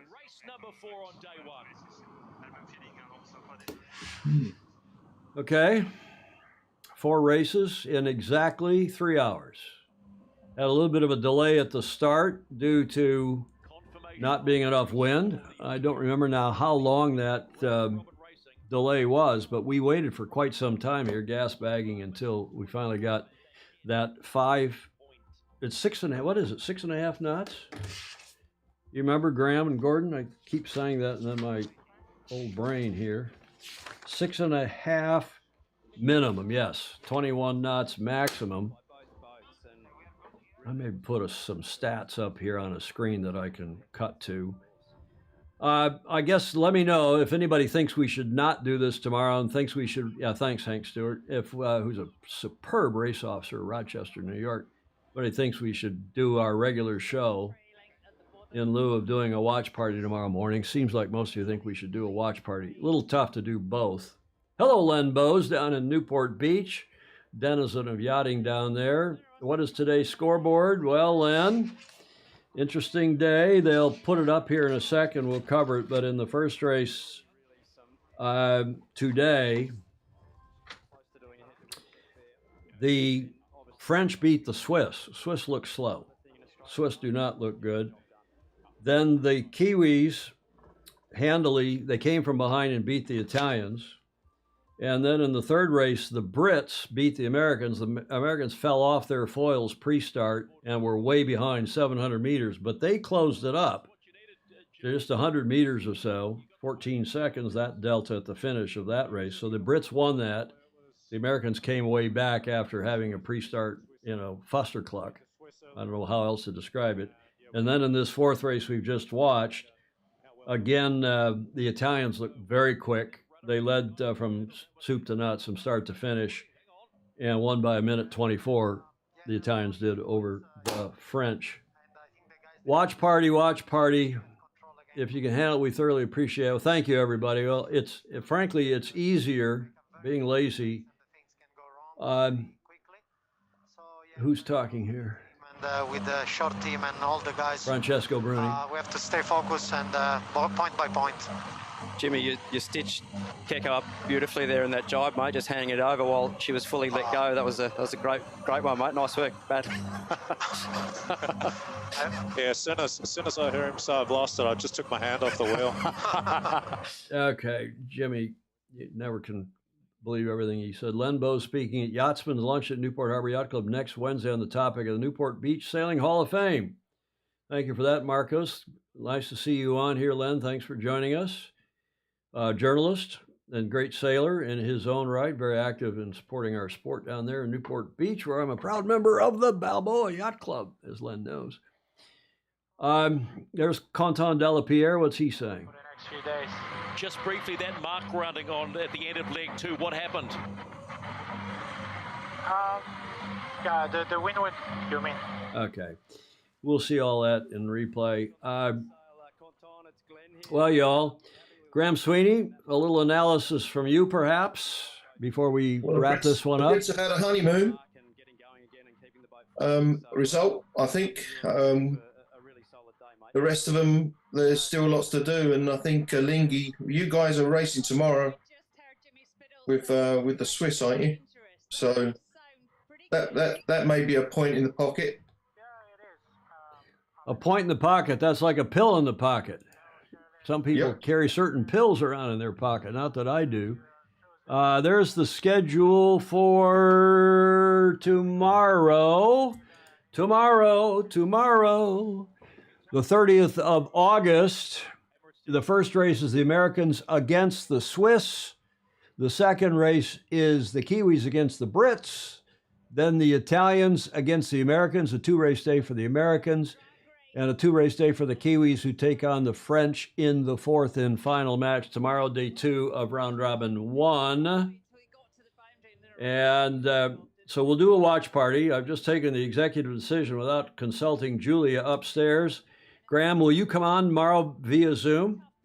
Yeah, of course I will. Gordon Smith, thank you very much, Graham. Gordon Smith, will you come on tomorrow via Zoom as well? Certainly, if I can do.